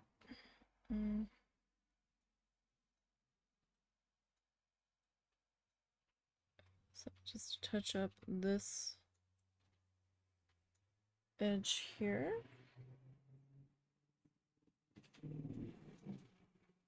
And any possible fingerprints I just left on the back now.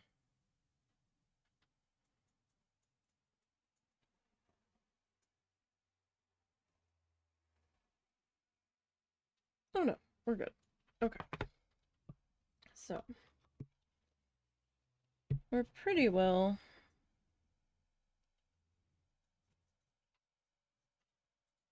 touched up in there.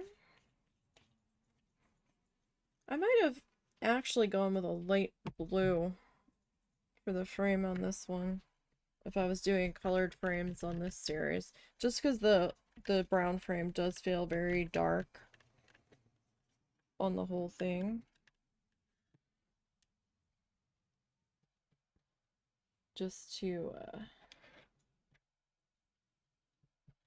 brighten it up a step there. Alright, let me go grab the magnets. I have to go that far yet. Poor wire just keeps getting knocked around.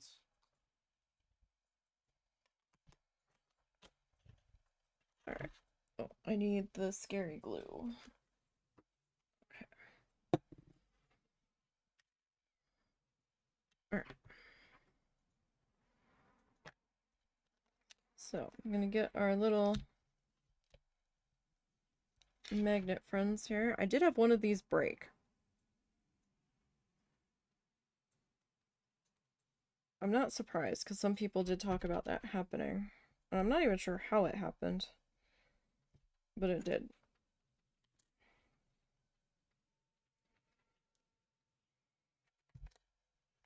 Oh! Wow, that was strong.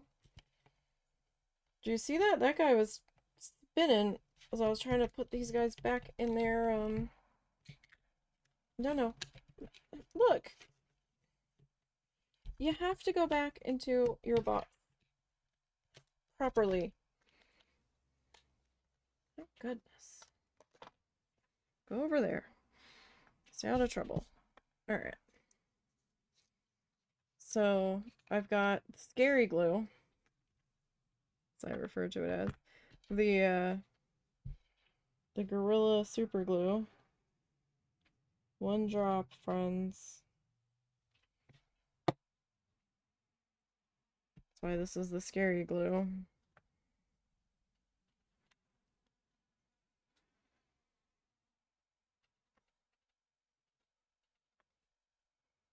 And like that, it's in place. So gotta be quick with this. Hopefully it's stuck enough. So we're gonna have to hold that in place for like 30 to 45 seconds. You don't want to get that on your fingers. Not gonna be a fun time if you do.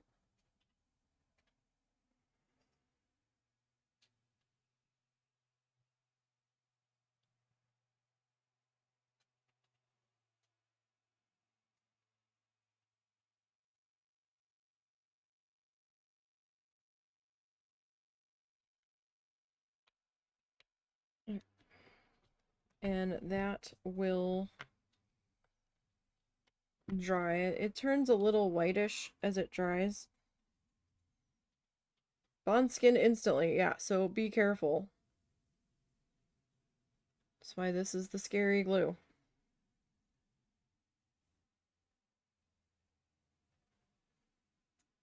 We barely need a drop. In fact, I'm gonna put the lid on you.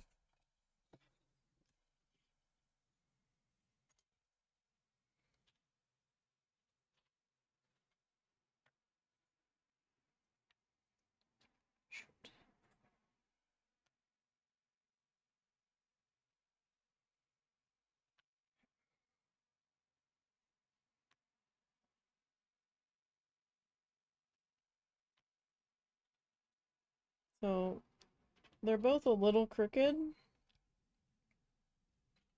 They're gonna have to be crooked because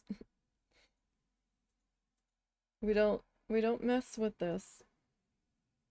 If I had smoothed it out a little bit more, it might have been a little less crooked.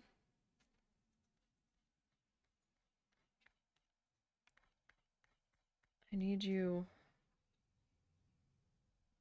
to dry so I can flip you over. Are you gonna absorb in? Okay, good.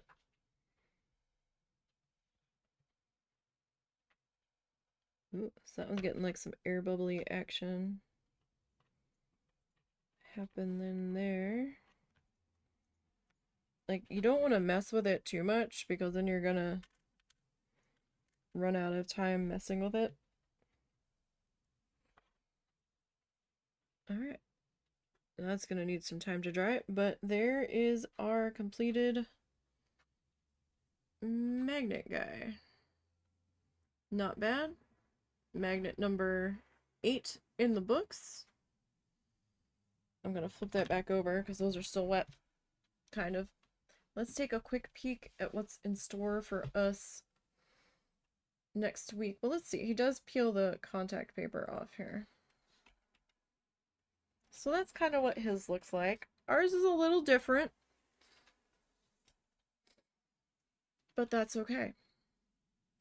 Alright, so episode 9 of this season, he called Evergreen Valley. It's probably gonna YouTube ad me, so... And it did.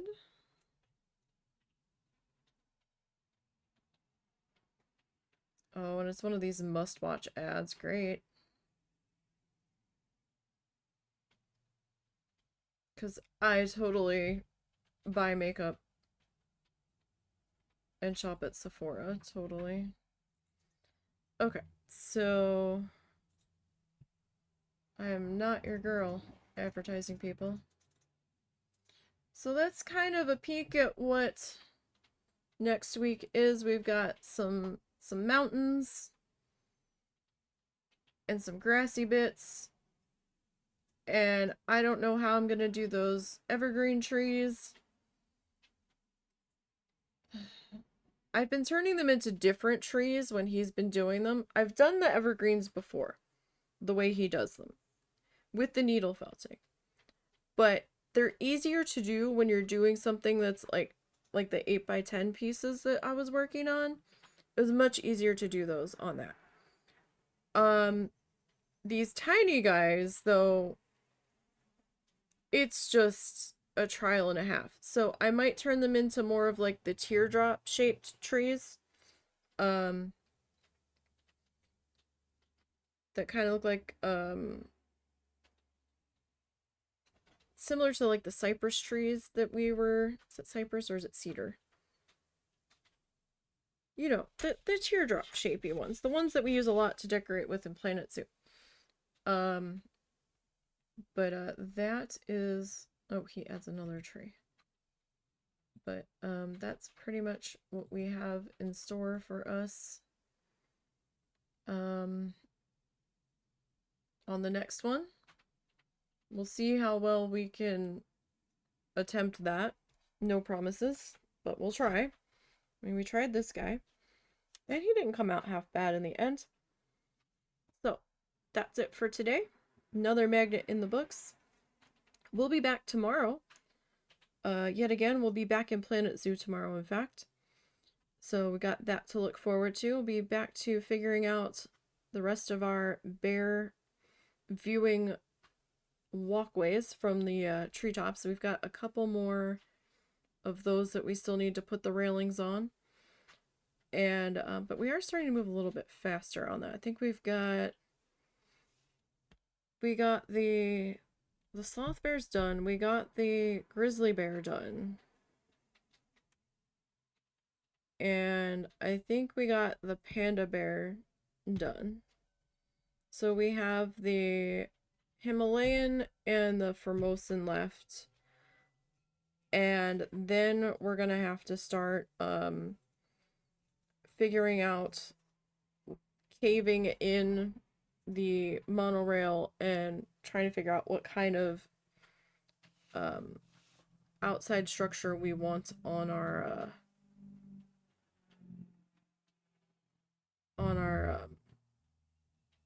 oh my gosh, the ride buildings, the monorail stations. There we go.